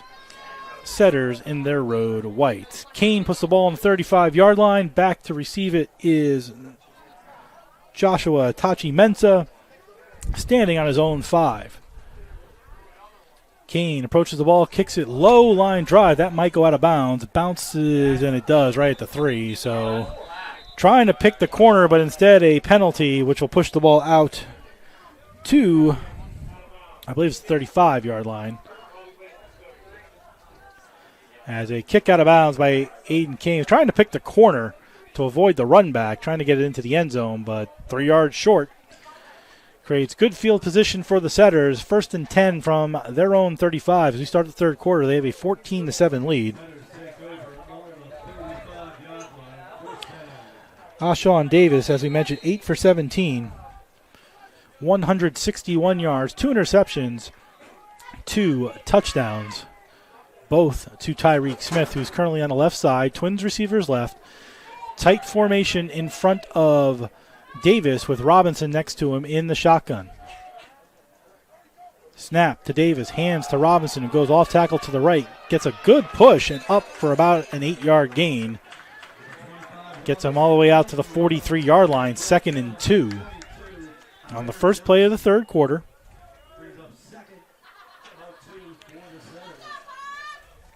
Eagles trail by 7, but had played well at times.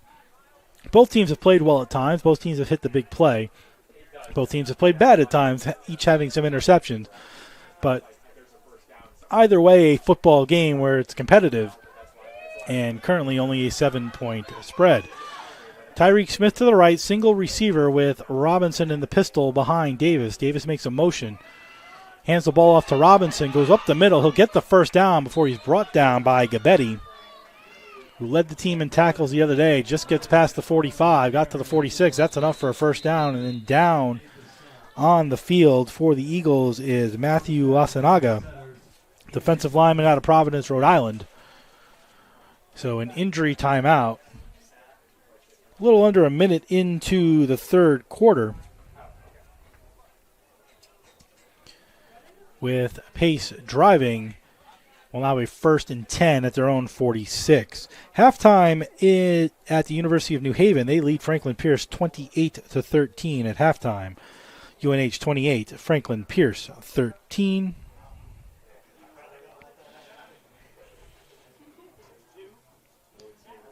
Up at AIC, they lead St. A's early in the fourth quarter, 30-20. At homecoming up at AIC, 30-20. AIC early in the fourth quarter in NE10 action. Again, yesterday, Bentley took a 34-24 victory against Southern Connecticut State. Their quarterback, Brett Pullman, 19 for 35, 214 yards, 1 touchdown in the air, 1 touchdown on the ground.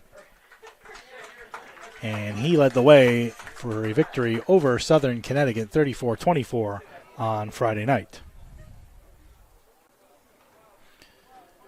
Good news for the Eagles is Asanaga was able to get off on his own power, but 1st and 10 now at the 46 for the Setters, with Tyreek Smith, the lone wide receiver, to the right, a bunch formation to the left, and Robinson in the pistol. Hands off to Robinson again, looking for yards, finds a hole, escapes, and gets a first down. He got 10 yards as the holes are opening up a little bit more. We talked about it last year, how Pace had outrushed the Eagles 374-90 last year. But we've seen a lot more throwing than we did last year. They threw 4 passes total last year. Davis had already thrown 17 at halftime. Different game, different teams, but Pace hasn't tried to bully the Eagles how they did last year, and maybe now they're trying to do that here as those first 3 plays have gained 21 yards. Trips right, Robinson in the shotgun next to Davis. Davis takes the snap, throws it over here, dangerously almost picked off, but caught by Harper. He gets through a couple of tackles, gets a first down, and then goes out of bounds. Dragged out of bounds, should I say, led by Michael Gabetti and Jalen Kelly. Both get Harper out of bounds. Harper's second catch of the game, and only the second catch by somebody other than Tyreek Smith. Eagles want to make a stop here. They don't want to go down 2 scores. That's not been the Eagle MO over the years, has been able to make these multiple touchdown comebacks. But 1st and 10 at the 28-yard line with 2 running backs this time, Robinson and McGuire. McGuire and Smith in the backfield. Handoff to McGuire. Breaks a tackle, gets another couple of yards before brought down by Miles Sneed at the 22-yard line, so a gain of 6. We'll call it 5, actually. So 2nd and 5. McGuire out.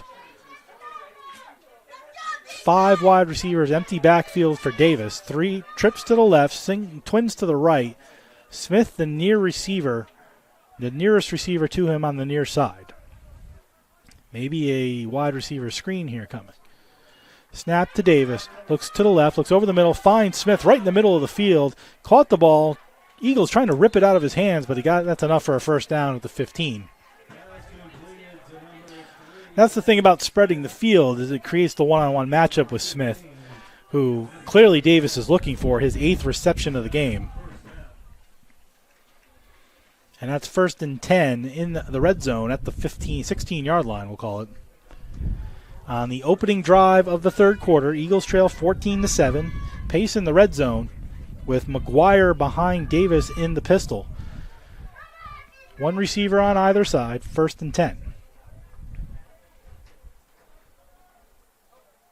Snap to Davis. He hands off to McGuire, goes right up the middle, breaks 1 tackle, now pushing a pile toward the 5 and then dragged down.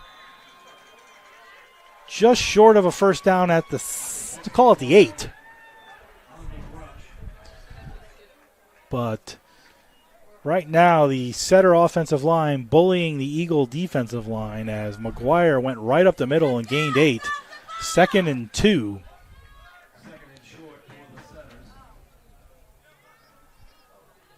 On the opening possession of the third quarter, 14-7 Pace. Twins to the left. McGuire in the backfield next to Davis this time. Single receiver to the right. Snap to Davis. Looking for Smith over the middle. Steps up in the pocket now. Runs away. Looking to get forward motion. He might have gotten enough for a first down. And he did. First and goal as Davis for the first time scrambles for yards. Gained the 2 they needed for first down. And it's first and goal at the 6.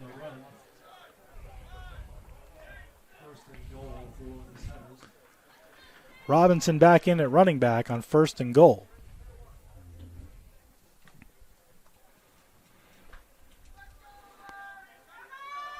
Smith will go out far side left, although he's the inside. Now he's the outside receiver. So Twins to the left. Robinson in the backfield. Goes out of the backfield, back into the backfield, takes it to the left. Almost looked like they were going for a reverse. Robinson looking for a hole and then falls down at the 6 for no gain.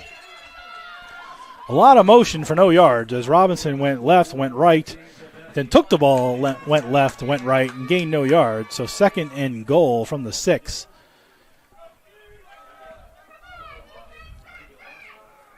For the Setters. Second and goal for the Setters. Eagles looking to keep them out of the end zone. 17-7 if they get a field goal, or at least hold them to a field goal attempt. 17-7 looks better than 21-7. It just feels better if you're the Eagles right now. Single receiver to the right, Twins to the left, trips to the left, excuse me. And McGuire in the backfield. Davis looks for Smith. Smith cutting into the middle. Now he's got to escape. But Gabetti chasing him down. Tackles him short of the goal line at the 2 as Davis. You can see part of the reason why they've had so many sacks this season, although they've held firm today with sacks, holding off sacks today. Officially, they'll mark the ball right at the 1. So third and goal from the 1. But Davis holds that ball a long time. Spends a lot of time looking for Smith to get open as he sort of followed him around the field. And Smith tries to get open, but with all those players and bodies, it's hard to find a seam. Third and goal from the 1. Twins to the right, single formation left, empty backfield. They go in the fake jet sweep. Davis tries to go up the middle. He bullies the pile. I think he is, well, no. They're going to say no, he didn't get in. Nice job by the Eagles to hold. Fourth and goal from the 1. I thought he had enough, that big body of Davis's. I thought he had enough, that 6'3", 214 frame. But did not get there, and shockingly, the Setters are going to try a field goal here on 4th and 1 from the goal line. That maybe they feel going up 2 scores gives them a lot of momentum, but it's a little bit shocking they're going for it here on 4th and goal from the 1. Snap, spot, kick, up, and it is good. A line drive kick. Had no real height, but the Setters get a field goal. And again, for the Eagles, you have to feel good there. You held them on 3rd and goal from the 1. As Davis did everything he could to get in, used that 6'3" frame, but the Eagles held up at the line, and with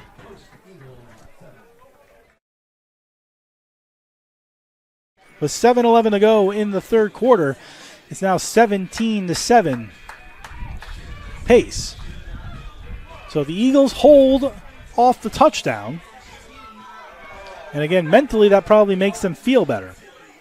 Now they have to get some points. They had 2 interceptions today. They hadn't had one all season. They've missed a field goal.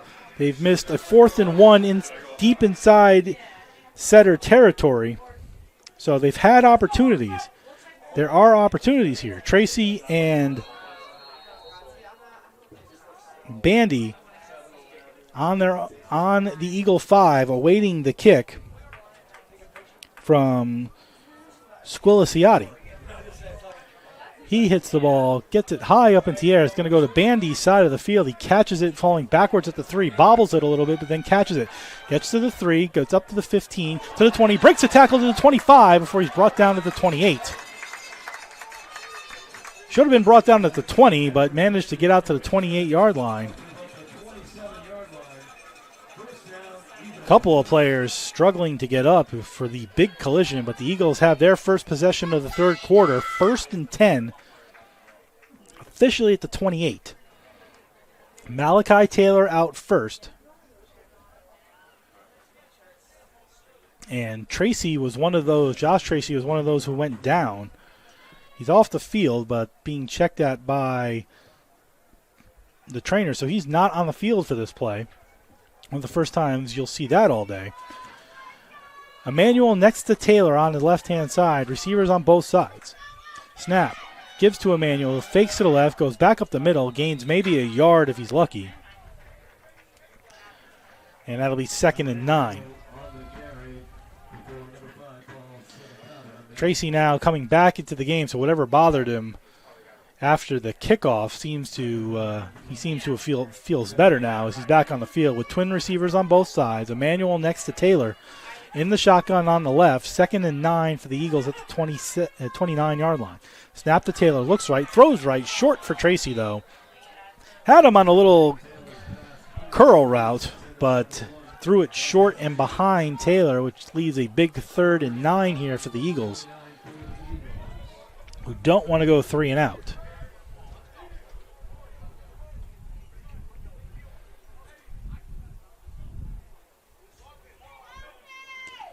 Third and 9, Taylor looking to the sidelines for the play. Tracy on the left. Rashawn Mitchell on the right is the wide receiver. 2 running backs next to Taylor in the backfield. Fakes the jet sweep. Taylor goes back, throws the screen instead. It's caught at the 30, 35, needs the 38. He might have gotten it. Let's see if he got enough. See where they spot it. That should be enough for a first down. Nicely done and nicely caught there by Dre Yeldell, 6'2", 180 senior out of Waterbury, Connecticut. And that is Yeldell's first catch of the season. And again, we talk about how the setters are looking for Smith on every play. You feel like the Eagles are always looking for Tracy. That time they got Dre Yeldell involved. 1st and 10. Hands off again to Emmanuel. Finds a hole, gets about 6 yards before he's wrapped up and brought down at the 46-yard line. Good run by Emmanuel leads to a 2nd and 4 at the 46. Again, as this offense matures, the more players you can get involved, the better it makes it for Tracy to not be doubled and watched all the time. Same thing with Smith on the setter sideline. The more you look at Smith, eventually the defenses will catch on. You got to get everybody else involved a little bit. 2nd and 4. Single receiver right, twins to the left. Taylor in the shotgun. Has Emmanuel to his right. Snap to Taylor. Looks over the middle. Backs up. Throws it deep down the left sideline. Double covered, though, and intercepted. As just what I was talking about. You look for Tracy so much. He's double covered back there. And Jalen Johnson, the junior, 5'11", 170 out of Ansonia, Connecticut. So a homecoming for him. Makes the interception at the 12-yard line. But Tracy was double covered on that one. As, again, the Eagles have to get more of the receivers involved. Otherwise, it's going to get more challenging as the season goes on. People watch these games. The coaches watch these games. And you can see, even though Tracy has well over 100 yards today, that eventually the defense is going to watch him. Same way the Eagles are trying to watch Smith right now. Setters have the ball. 1st and 10 at the 12. Davis back to pass. Looks left. Looks right. Now running away as he tries to escape the pocket. He does and gains about 5 yards. Call it 7 yards actually for him. 2nd and 3 as Davis escaped the pocket. Again, similar problem. Both teams have similar problems. Great receivers, Smith and Tracy, who have had excellent first halves.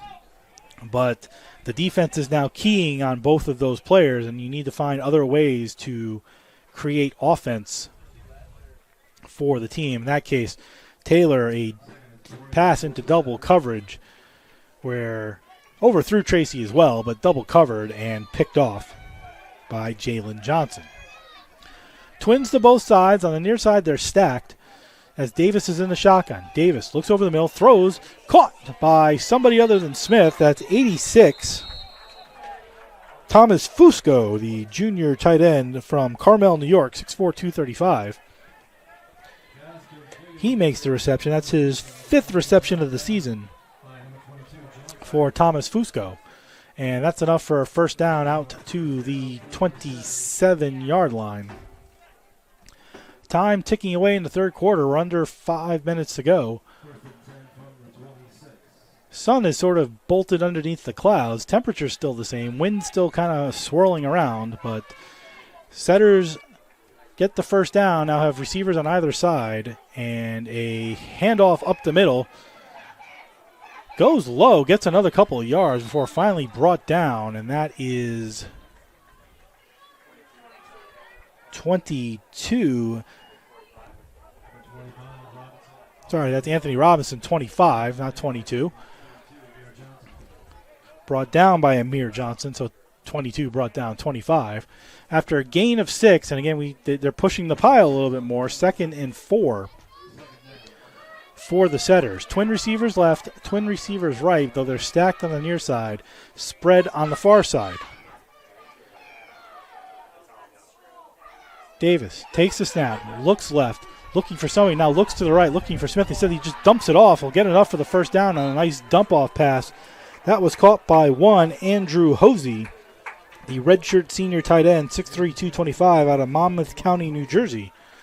Enough for the first down, up to the 40-yard line. As now they're spreading the ball out a little bit more, and that's going to make moving the ball up and down the field a little easier for Hosey, his 3rd catch of the season, 1st of the day. 1st and 10 at the 40, 17-7 pace. They have a field goal here in the 3rd quarter. Twins stacked to the right, single receiver to the left.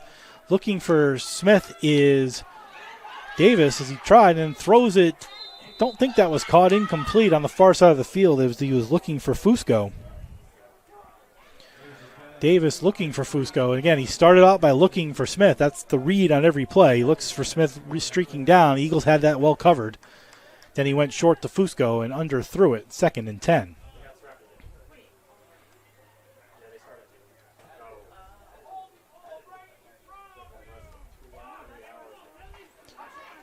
Eagles have 5 defensive backs, twin receivers to both sides. No Smith out there on this play. Robinson next to Davis in the shotgun. Snap to Davis.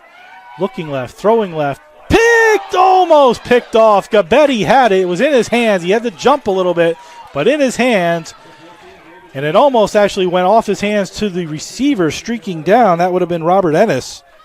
But Gabetti almost had a pick, and that would have been a pick 6 as there was nobody in front of him. And that would have changed momentum. But now 3rd and 10 as Davis, who has at times made great throws and at other times has been dangerous with his throws. It's 3rd and 10.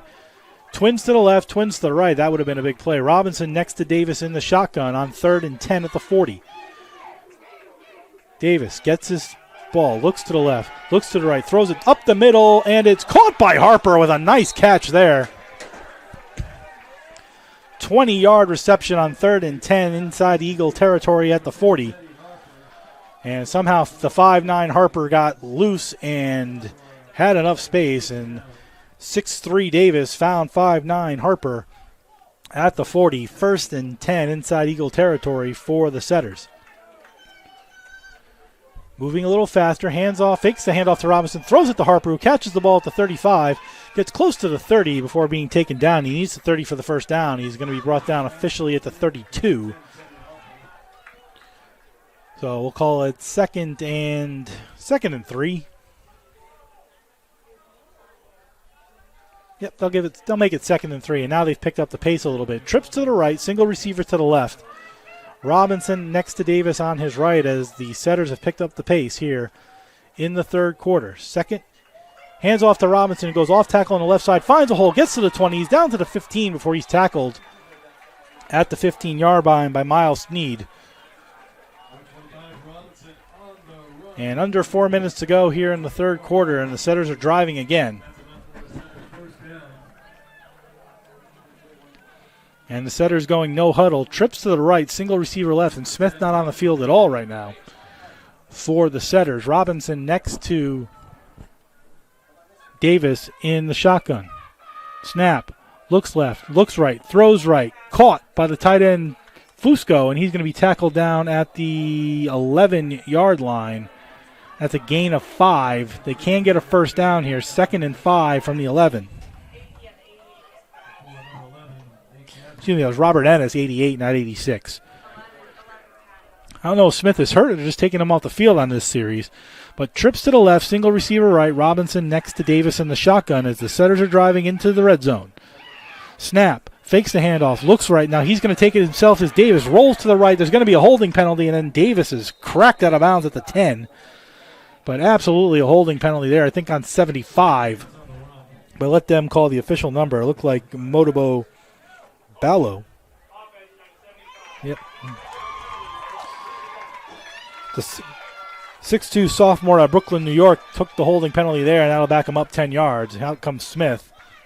Well, I guess it was just resting on this drive as they kept the pace and momentum going. As long as they didn't change players, the Eagles couldn't change players. But now that penalty will allow everybody to sort of change formations and players. 2nd and 15 back at the 21. Again, you like to hold them to no points, but if you can somehow hold them to a field goal, that's 2 possessions, and a super fast third quarter has come to an end. With the score, Pace 17, the Eagles 7. We'll be back in 30 seconds. You're listening and watching the Post University football on the CACC network and youtube.com/GoPostEagles.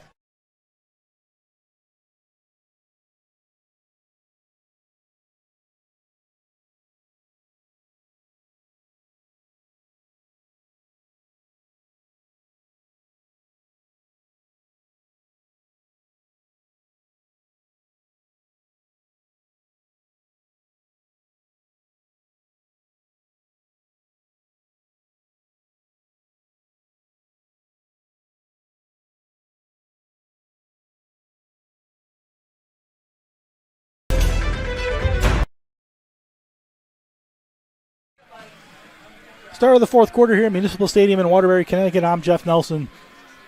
Pace leads Post 17-7. Fourth quarter brought to you by Post University, ranked number 6 by U.S. News and World Report as having the best online programs for 2024. Take your opportunity because Post is personal. For more information on all of Post degree programs, visit campus or to apply, go to post.edu. That's post.edu. Final up in Springfield, AIC defeats St. A's 37-20 at homecoming up at AIC. Still 28-13 at halftime in New Haven, between New Haven and Franklin Pierce. 2nd and 15. Pace driving, leading 17-7. They can get a first down. Shotgun formation, handoff faked by Davis. He spins away. Eagles looking to get a sack. Betty tries to chase him down in a wide open player toward the end zone, but there's a flag late in the play. Let's see what the flag is. That's going to be humongous. Illegal man downfield, and that takes a touchdown off the board. That's a humongous penalty. Line judge threw the flag. They're calling illegal player downfield on Pace. That wipes the touchdown off the board.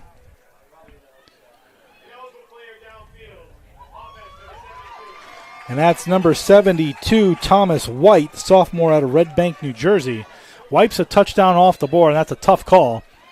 But because Davis scrambled, that released some of the linemen, and the lineman went downfield, and even though the wide-open player was in the end zone, who made a nice catch, by the way, but that's 5 yards more, and the ball back at the 26-yard line, now 2nd and 20.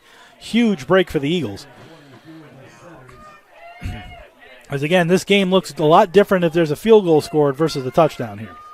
Twins to the left, no receivers right. Robinson in the backfield as Davis is under center for only the second time today.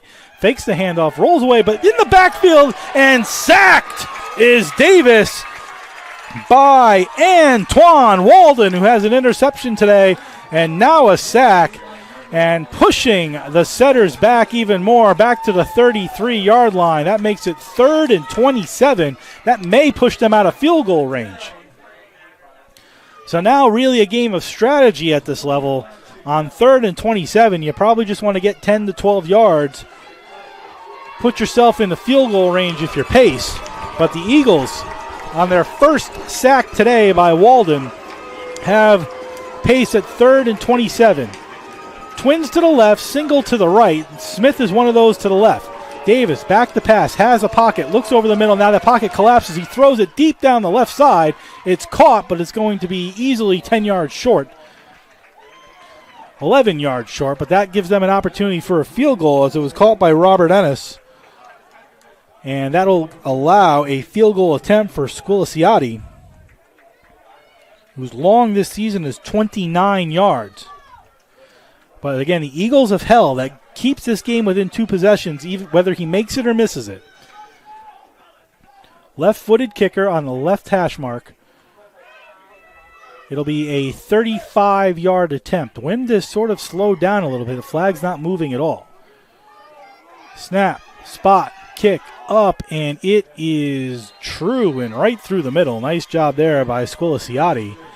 And Pace takes a 20-7 lead early in the fourth quarter. 13-16 to go exactly in the fourth quarter. Eagles did what they had to do. I mean, they weren't able to get no points by Pace, but they held them to 3, and holding them to 3 allows the Eagles to be within 2 possessions, 20-7, but the Eagle offense has to get moving. They've thrown 3 interceptions today. They've missed a field goal, and they've been stopped on 4th and 1. So the Eagles have had their opportunities. 2 of those interceptions, by the way, have been in deep inside setter territory. So they've had their opportunities today. They just have not been able to capitalize. And again, we talk about young football team, 3rd year as a program, have some veteran players, but still a young program. And games like today, even against a team who has struggled on its own, but a little bit more experience and veteran leadership, you see where this game is at 20-7. But let's see how the Eagles respond. Only down 2 possessions. Tracy's going to take it at the 10 on the kickoff. Tracy to the 15-20, makes a move to the 25-30, gets around the man, 35-40, 45 to the 50. If he breaks one man, he might be gone. He's going to be gone. 40, 30, 20, 15, 10, 5. Josh Tracy has done it again. Touchdown, Eagles. And all momentum changes on one play. 90-yard touchdown for Josh Tracy. Mr. Everything for the Eagles, but it might be a flag on the field. Let's see. The flag is at the 19-yard line.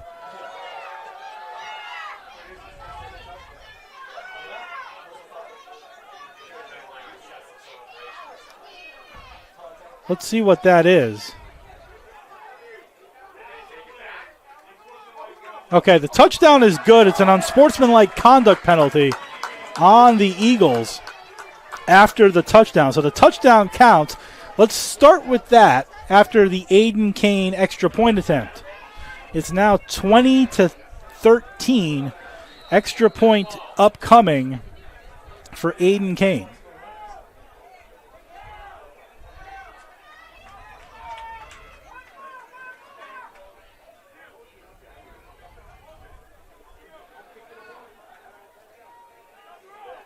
Snap is fumbled by Famicon, who rolls away with it to the right. Famicon looking, he throws it to touchdown! Well, 2-point conversion on what is an unexpected play, caught by the Eagles' Anthony Gambino, and on a fumbled extra point, the Eagles get 2 because Famicon's the holder, and you have to wonder if the Pace's coach is thinking twice about maybe pushing him back 15 on the extra point, because now the Eagles score 2, and the Eagles have made it 20-15, which in some ways isn't a bad thing, folks, because if somehow Pace gets back another field goal, the Eagles still now within 1 possession, but now only down 5, 20-15. But let's take it all the way back to Josh Tracy and his 90-yard touchdown kickoff return. Mr. Everything, I think, is what we're going to have to start calling him, as Josh Tracy has been unbelievable this season. Coming in, he had 4 returns for 181 yards and a touchdown. Add 90 more to that. So 5 returns this season, 271 yards and 2 touchdowns. Add on a 90-yard kickoff return for a touchdown. Add on 112 yards receiving today and 1 touchdown. And you've got another week where he's over 200 yards, or closing in on 200 yards, excuse me. I think we add in his rushing yards. He's at 200.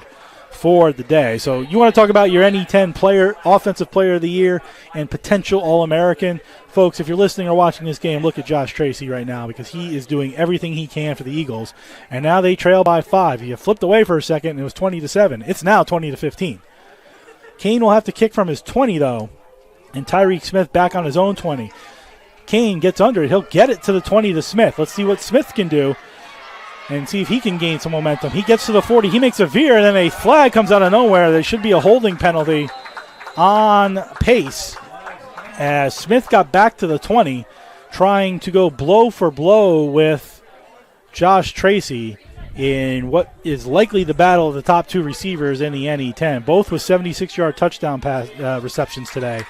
But Tracy's 90-yard kickoff return for a touchdown really changing the momentum of this game. With 12:55 to go in the fourth quarter, 20-15 Pace. Holding penalty on Pace. They never announced who it was over the loudspeaker. So the ball back to the 25-yard line. So that 15-yard celebration penalty gets wiped out by the hold, essentially. And now trips to the left. Robinson next to Davis in the shotgun as the Setters have a 5-point lead. Snap. Given to Robinson. He trips and falls for maybe a half-yard gain there. 2nd and 9. All the momentum. Pace was just hammering away at the Eagles, but the Eagles held. Field goal in the third, field goal to start the fourth, with some penalties that helped back them up. And particularly, if you remember, at the end of the third quarter, the Eagles had the Setters had a touchdown wiped out by an ineligible player downfield. Then the second field goal, the Eagles held, and then the 90-yard kickoff return by the potential All-American Josh Tracy. And now, 2nd and 9 from the 26. Trips to the left, single receiver to the right. Smith is the inside receiver on the trip side. Snap to Davis, looks to the left, still looking for Smith. He dumps it off at the 25, missed the tackle, gained 5 as Andrew Hosey took it on the far side. Gained 5, should have gained nothing as the Eagles missed the tackle, but then brought down by the combination of Amir Johnson and Miles Snead. 3rd and 4 at the 26 as the crowd getting up for this play here.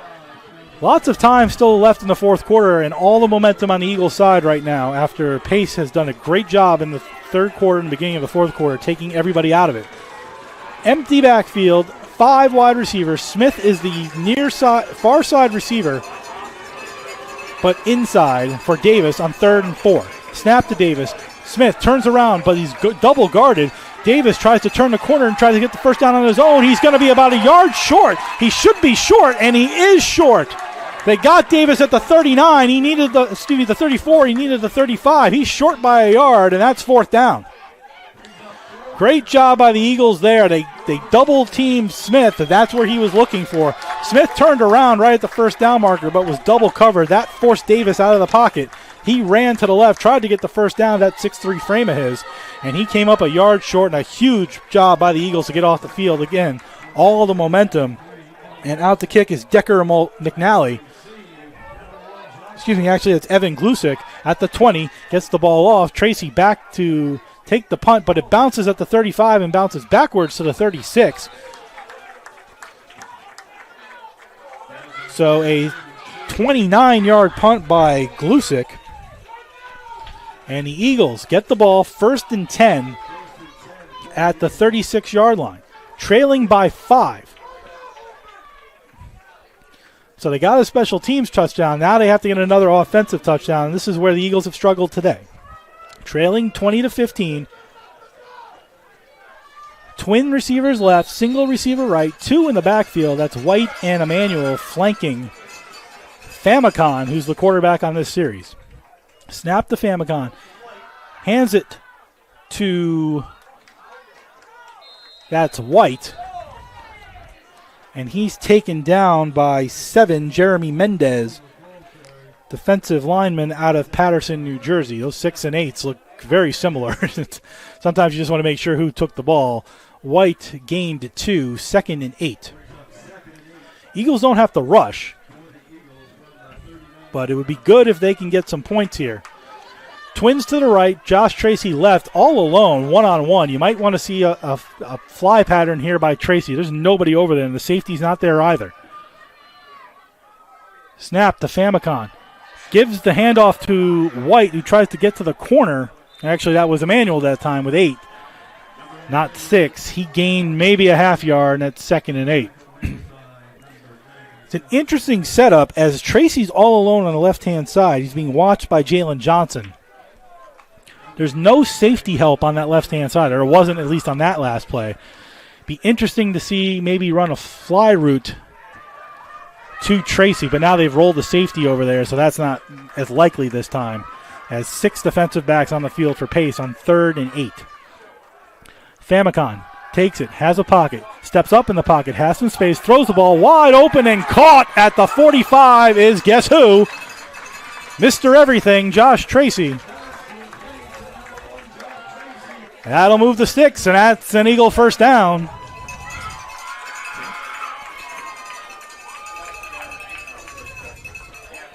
Who else but Josh Tracy makes the catch at the 46-yard line officially into setter territory.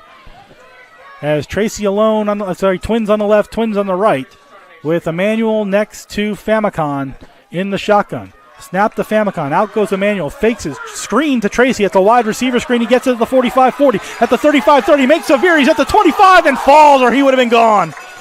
A last-second trip, legal trip, by Jalen Johnson kept Mr. Everything from going in for another touchdown as Tracy gains 21 yards on that reception.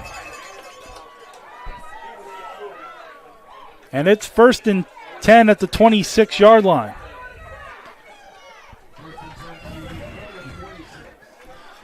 Nine minutes to go in the fourth quarter. Eagles driving, trailing by 5.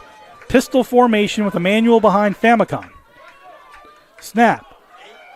Hands it off up the middle, but luckily we'll get a yard out of it, but tackled down by 97, Jason Chavis, sophomore out of Clementon, New Jersey.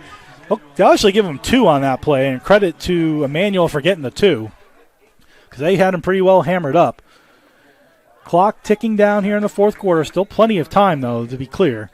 But the Eagles driving. Twins to the left, Twins to the right. It's White next to Famicon in the shotgun this time.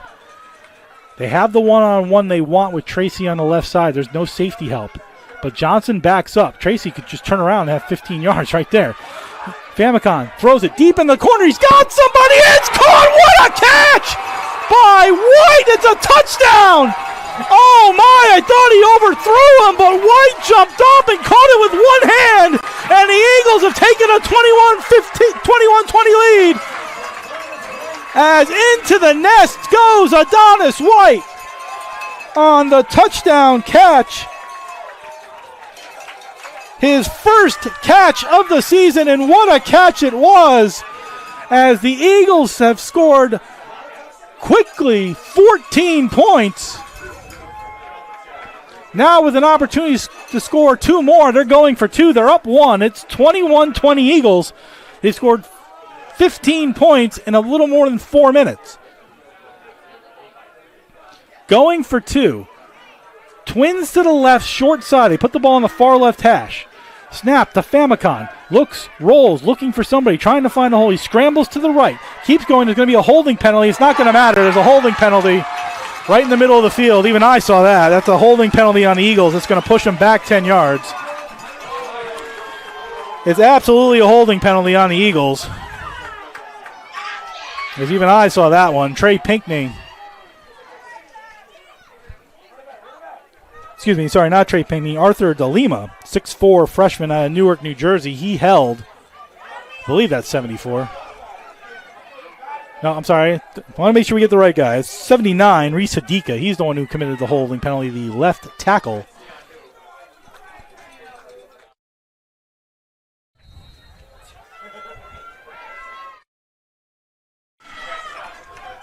Twins to the left, Twins to the right. So they back him up 10 yards. They have to get to the end zone because this is a 2-point conversion. So wipe the 2-point conversion off the board. 21-20 still. Famicon takes the snap. Looks over the middle, scrambles again.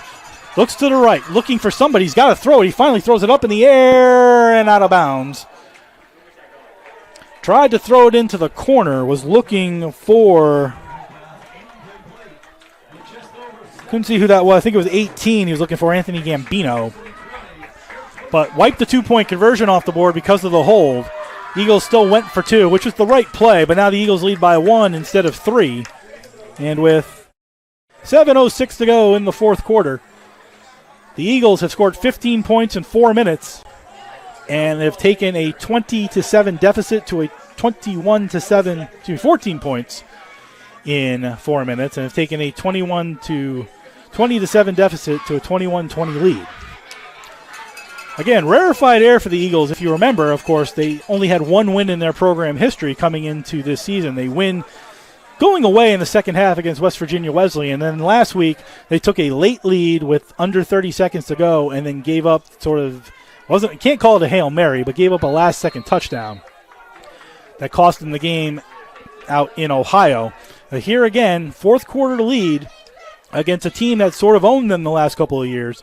As the program builds, down 2 possessions, they score quickly. Let's see how these final 7 minutes play out. Kane kicks the ball. It's going to be short, so caught by Smith at the 10. 10, 15, 20, 25, gets a hole, spins away 30. He's going to get tackled, though, by several people, led by Anthony Gambino, who drags Smith down with a heavy tackle. And now the Setters, who trail for the first time today, 21-20 with 6:56 to go in the fourth quarter. Trailing for the first time today. It's been a fun football game. We've had a little bit of everything. Interceptions, long touchdown passes, kickoff returns for touchdowns, 2-point conversions, field goals, extra points. Fun football game here today, folks. Hopefully you're enjoying it wherever you are. Trips to the right, single receiver left. Robinson next to Davis in the backfield. Walden showing blitz, backs off the receiver. Now still comes in on the blitz. Robinson gets the handoff. He'll get 2 yards. Walden fake blitz, went back to cover his man, then came in. And is that Robinson down? It is Robinson down after a 2-yard gain. Injury timeout. With 6:45 remaining in the fourth quarter, Robinson down, holding his right knee. After a 2-yard gain, Walden with the tackle.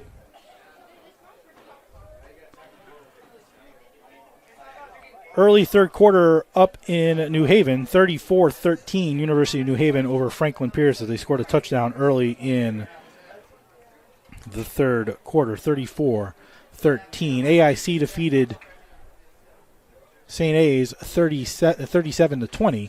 And on Friday, Bentley 34, Southern Connecticut 24 in NE10 conference play.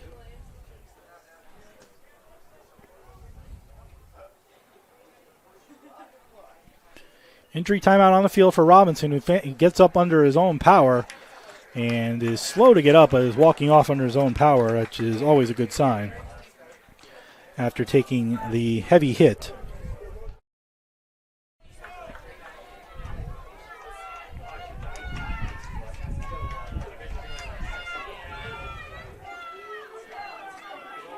Waiting for Robinson to get back off the field.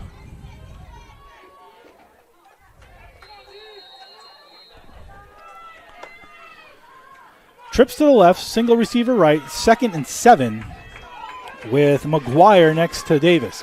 Davis back to pass, looks right, throws right, dropped by Gary Wilkins. First time we said his name, 5'9", 205 from the Bronx, New York. Would have been a gain of about 2 or 3 as the Eagles were wrapping around him, but the drop makes it 3rd and 7 instead of 3rd and 4. And now the Eagles looking to get off the field. Leading by 1. Trips right. Smith is the inside receiver. Single to the left.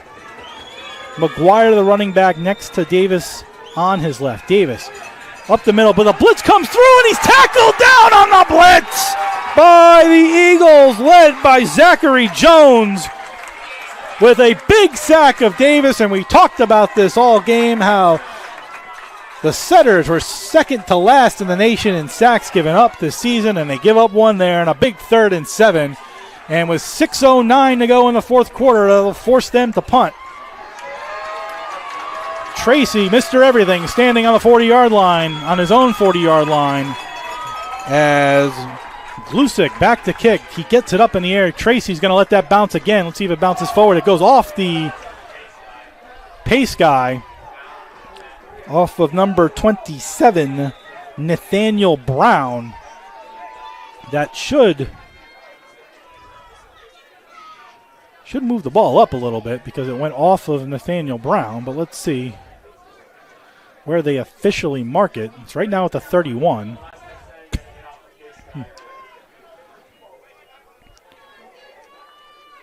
See where they put it. And that's correctly called. The officials talking to each other. It went off the pace player Nathaniel Brown. Once he touches it, that's the spot of the ball. Because it went off of Brown and went 14 yards further downfield to the 31. Instead, it's going to be at the 45 of the Eagles, leading by 1.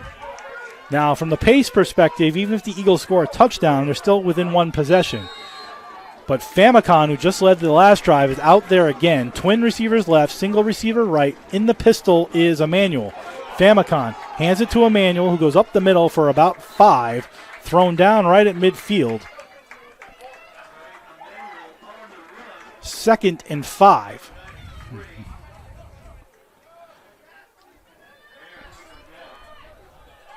Single receiver left, single looks like twins to the right, although they're still setting the formation up. And this is what we talked about before. Ball is sort of at midfield. Tracy's one-on-one on the left side at the moment where this is set up. Being watched by Jalen Johnson. This may be one of those times you want to fly down the field with an opportunity. Would look a little bit better if the ball was a little bit more midfield, but there's no safety help. Let's see what they do. Snap to Famicon. Hands it off into a dog pile of players, although that pile's being pushed, and after a gain of close to 3 or 4, down is Emmanuel. Good job by Emmanuel. Pushed that pile for 4 yards. The 2nd and 5. He should have been down after about a yard or 2. Got it all the way to the 46. 3rd and 1.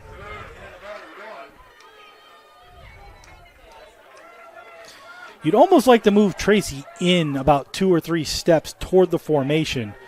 Keep that same formation and run him wide because he's got the speed on a one-on-one. I know you want to talk about not looking for him all the time, but when you have your best Mr. Everything receiver one-on-one on the outside, you want to utilize that. 3rd and 1, big time here. Let's see if the big fatties up front can make the play. Handoff, they're going to get the first down. Good job by the offensive line there to push enough. It's going to be a gain of 3. Initially got him the 1 yard he needed was Isaiah Emmanuel. Enough for a first down. The Eagles move the chains, but a player is down for pace as the ball's at the 42-yard line. I think that's Jeremy Mendez, number 7. He's on the ground right now. So an injury timeout with 3:55 remaining in a fast-moving second half. Eagles lead by 1. Ball on the 42. And this is what's great about the game of football, folks, is the strategy involved here. So many things you can do right now. Obviously, the most obvious one is you have 3 timeouts. You want to get the Eagles off the field if you're pace. Get the ball back, try to figure out a way to get in some points. Get a field goal, touchdown, however you want to do that. Eagles want to just keep the ball slowly moving it on the ground, grinding it out. You still have the 2-minute timeout now, which will give essentially pace a 4th timeout with 3:55 to go. First down from the 42. But so much sort of strategy as this sort of continues forward as to what may or may not happen. But let's remember right now pace has 3 timeouts and the 2-minute warning. Eagles driving, 1st and 10 at the 42, leading by 1. Famicon has twins to the left, single receiver to the right. There is safety help, though, on the left-hand side.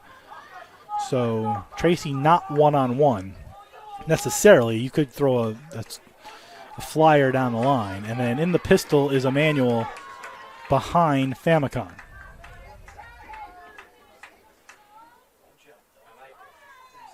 Snap to Famicon. Hands off to Emmanuel, who gets around a tackle or two, gains a yard. He'll give him 2. Got to the 40. You can see the setters trying to punch the ball out from Emmanuel as time keeps ticking away. Now, under 3 minutes to go in the fourth quarter. Eagles are going to let every second they can roll off the clock. Setters still have 3 timeouts, so they can get off the field here. They'll be able to use some on offense. If the Eagles get another first down, get ready for timeouts to be called. Probably call a timeout here if they don't get the first down because you have that 2-minute timeout. So take one on the other side. But let's see. Handoff again. They push the pile into the backfield and knock them back to the original time of scrimmage. And just like I said, they call the timeout. So 3rd and 10 with 2:29 to go in the fourth quarter. Eagles lead by 1. So now the question for the Eagles is you put the ball in the air or you force it to go down to the 2-minute warning. It'll be 3rd and 11 from the 43. Interesting. It's an interesting decision to say the least.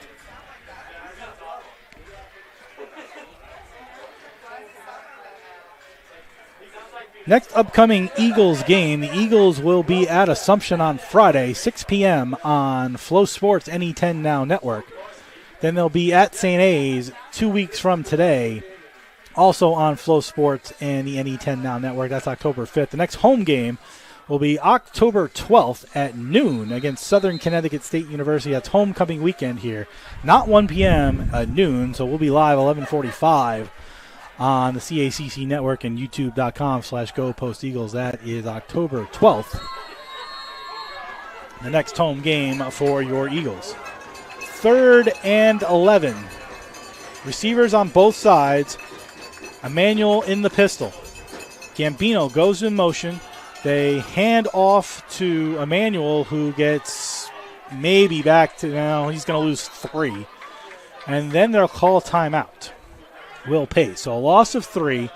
4th and 15 with 2:21 to go in the fourth quarter. Because he went backwards, lost yards, that's why they call that second timeout. Now they'll have 1 timeout of their own and a 2-minute warning upcoming as the Eagles will punt 4th and 11 from the 46-yard line.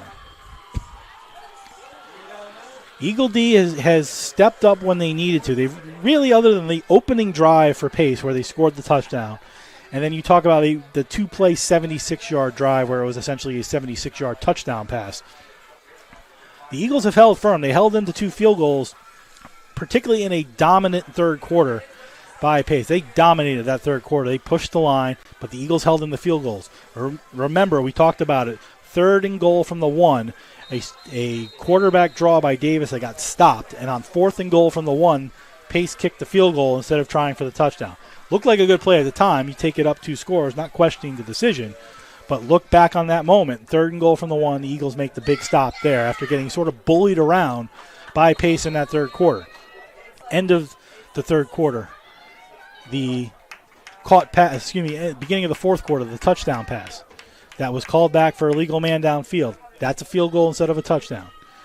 Kane takes the punt at the 40, gets it up in the air, and it will be fair caught at the 15-yard line by Harper.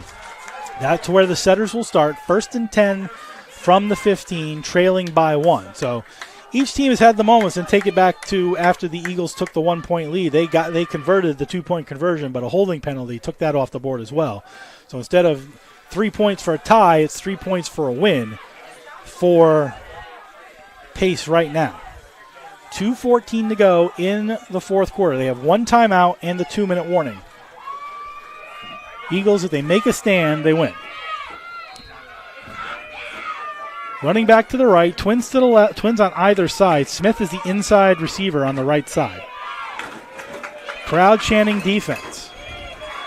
Davis takes the shotgun snap, looks left, now looks over the middle, throws it to the right. It is caught out of the backfield for a gain of maybe 2 and out of bounds. That'll stop the clock by Christopher McGuire. Before the 2-minute warning, so that stops the clock after a gain of 2.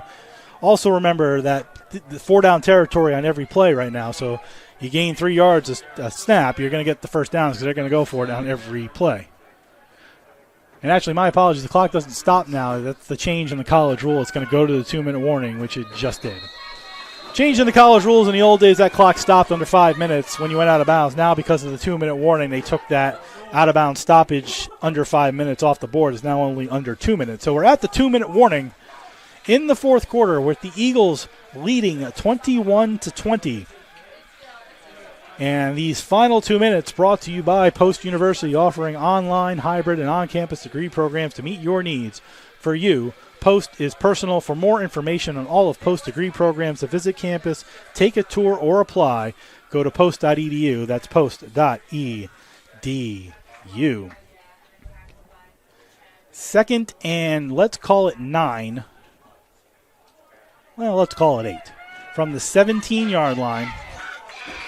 1 timeout to go. They also get the stoppage on the first down and anything out of bounds. McGuire to Davis's right, trips left. Smith is the inside receiver on the left, 1 receiver right. Eagles show blitz but back off.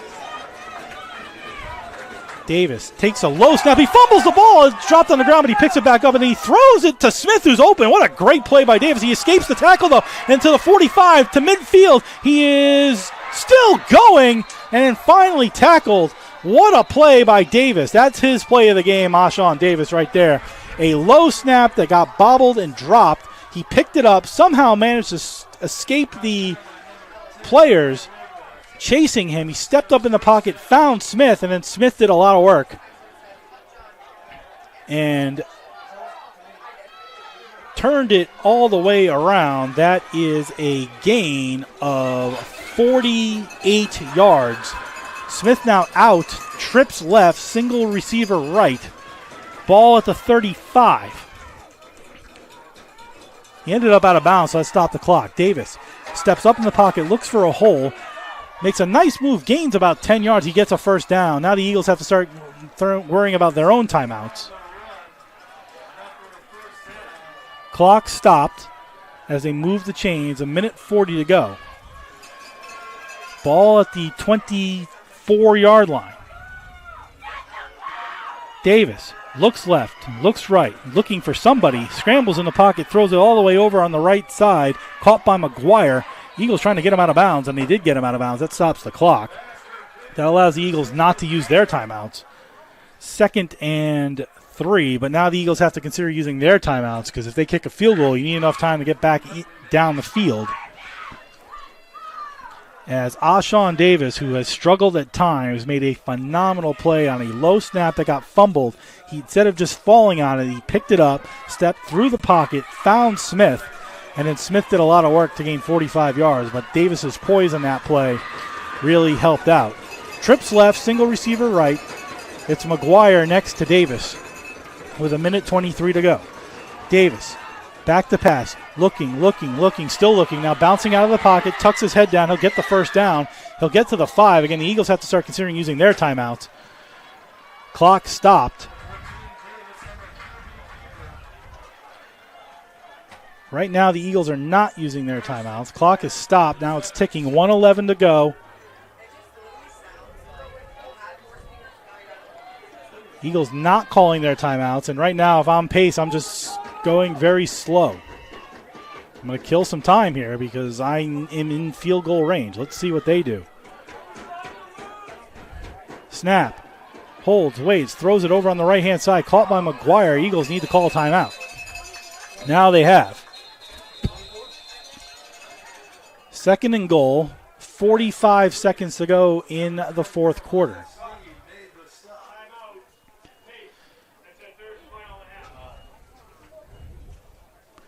It was Pace who actually called the timeout, not the Eagles. Interesting. Not sure why Pace would have called the timeout there. I would just let clock tick down. This is almost a scenario that happened last week where the Eagles had the ball almost in this exact same position. So now if you're the Eagles, what do? Do you let Pace just score and then have 3 timeouts and try to march yourself down the field with a chance to win the game? I know the touchdown makes it not a field goal versus the touchdown versus other situations, but Eagles going to have to use their timeouts here And because they have enough, you want to be smart here. 5 wide receivers, so empty backfield. Smith is the inside receiver on the right. 2nd and goal from the 3. Snap to Davis. Backs up, looks. He's going to be, nope, he escapes for a moment. Now he is sacked. Eagles need to call the timeout now. And they do, so that pushes them back 6 yards with 35 seconds to go. And again, we talk about strategy as we did at the timeout, at the injury timeout with about 2:55 to go. We talked about strategy, and there's so much going on right now. So 38 seconds, they're resetting the game clock. 3rd down. Setters need a touchdown. You can almost assuredly think they're going to put this ball on the ground, make the Eagles call the timeout. I can't imagine he's going to try to throw it to the end zone. Not because he can't or because that's necessarily, it's just why put the ball in the air. Make the Eagles call the next timeout, and if you have faith in your field goal kicker, and he's already hit one from range today in Dylan Squiliciati, you give him an opportunity to win the game because the ball is at the 15 right now, so it's a 33-yard field goal. I'm sorry, actually, they moved the down marker. He was at the 10, excuse me. So it's, are they going to, nope, they're not, okay. Trips left, single receiver right. It's McGuire next to Davis in the shotgun. You can almost figure they're going to hand it off and put it into the line and give him an opportunity. I'd be surprised if they did anything else, but let's see. Snap. Nope, they're going to let him throw it, actually. Moves into the pocket, moves to the left. He throws it out of bounds, which is the wise move. But that stops the clock. It gives the Eagles a free timeout. Interesting call. Again, Squiliciati, good kicker. He might make this, but gives the Eagles an extra timeout because he threw it out of bounds. He almost would have been better just falling on the ground. Left-footed kicker with the ball on the left-handed hash mark. It's officially a 26-yard field goal.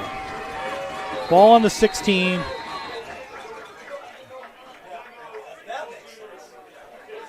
And now the Eagles call timeout.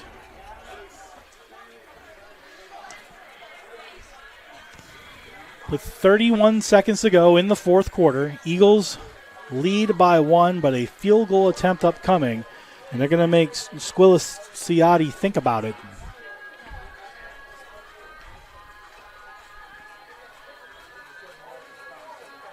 The redshirt senior, 5'11", 200 pounds, out of Kings Park, New York.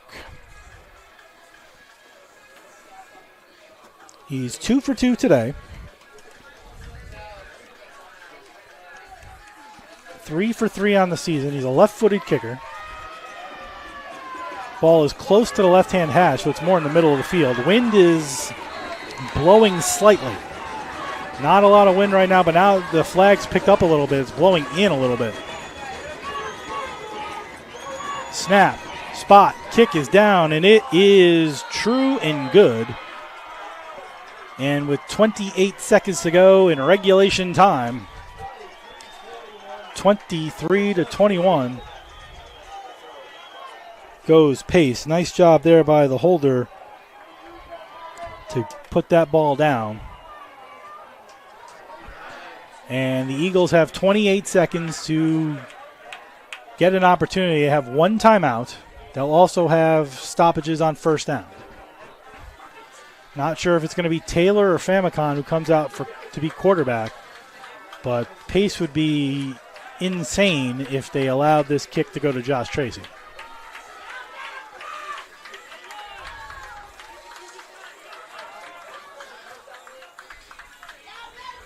There are a lot of things that could happen here. If you kick the ball to Josh Tracy, you have... I'm just not sure why you would do that at this point.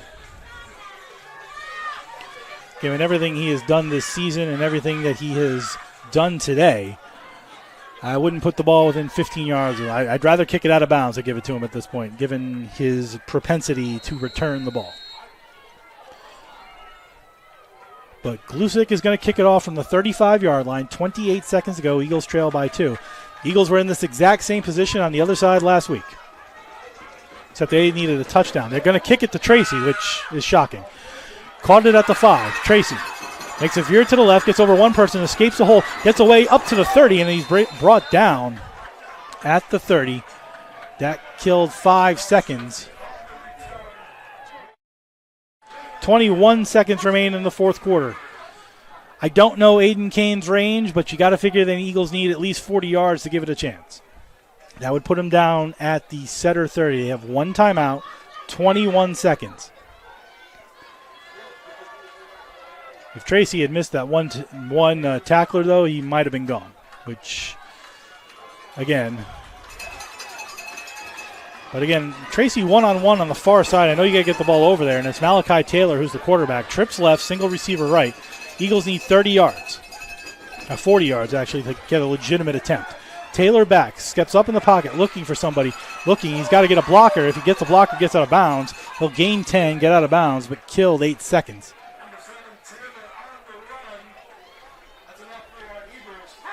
Eagles need 30 yards in 13 seconds. They still have the timeout, so they can throw it over the middle of the field. But that took 8 seconds of the 21 that they had. Single receiver left, that's Tracy. Trips to the right. Again, if you can get Tracy on an out and up, you have an opportunity here on the left. There's no safety help at the moment. Snap. Taylor looks over, throws it up the middle. It's caught. Eagles have to get out of bounds. Well, they have the timeout. They're out of bounds, so they kill it with 5.6 to go. They still need 20. Again, I don't know Kane's range. Can he make a 55-yarder if he absolutely has to? I don't know. That still requires 15. Eagles have one timeout, 5.6 seconds, so you got to throw, and he's going to use the timeout.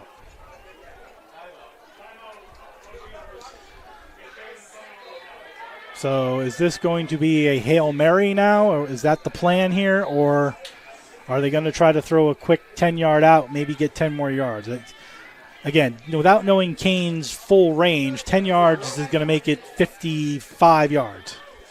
Can he make a 55-yarder? Actually, really, it's 13 to 14 yards to make that 55-yarder. To try the 55-yarder, excuse me. Very good game. 23-21.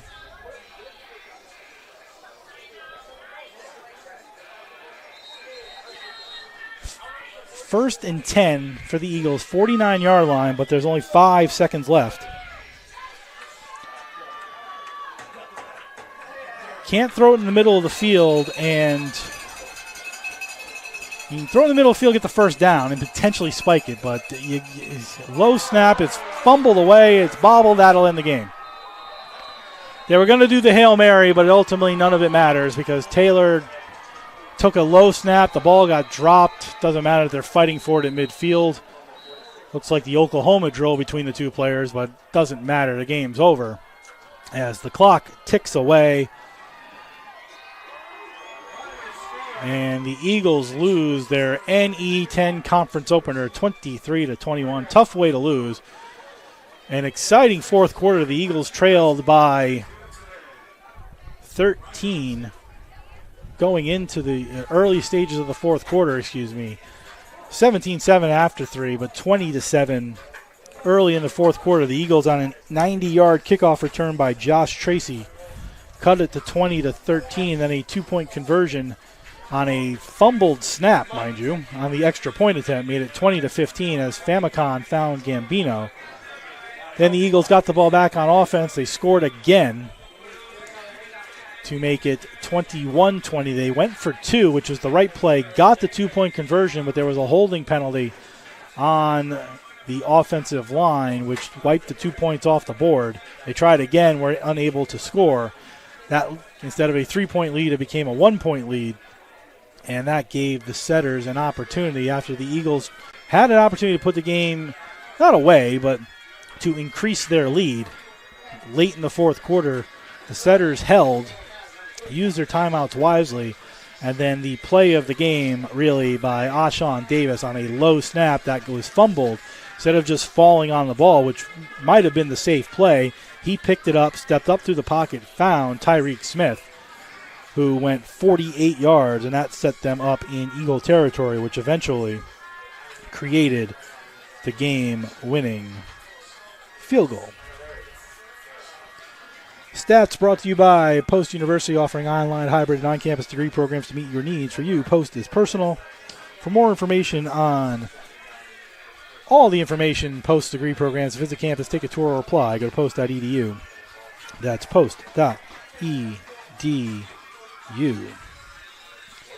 Let's get you the individual stats here. First for Pace, Ashawn Davis, 21 for 34, 2 interceptions, 2 touchdowns, 309 yards. So he breaks the 300-yard barrier. Anthony Robinson, 14 carries, 85 yards. Davis had 10 carries for 41 yards. Christopher McGuire, 3 carries, 15 yards. Lennon Fulgencio had 1 carry for 6 yards, and Tyreek Smith 2 for 4 yards. Where Smith did his damage was catching the ball. 9 receptions, 209, 2 touchdowns. Harper, 4 catches, 49 yards. Ennis had 2 for 19, McGuire 3 for 15, Hosey 2 for 12, and Fusco 1 for 5.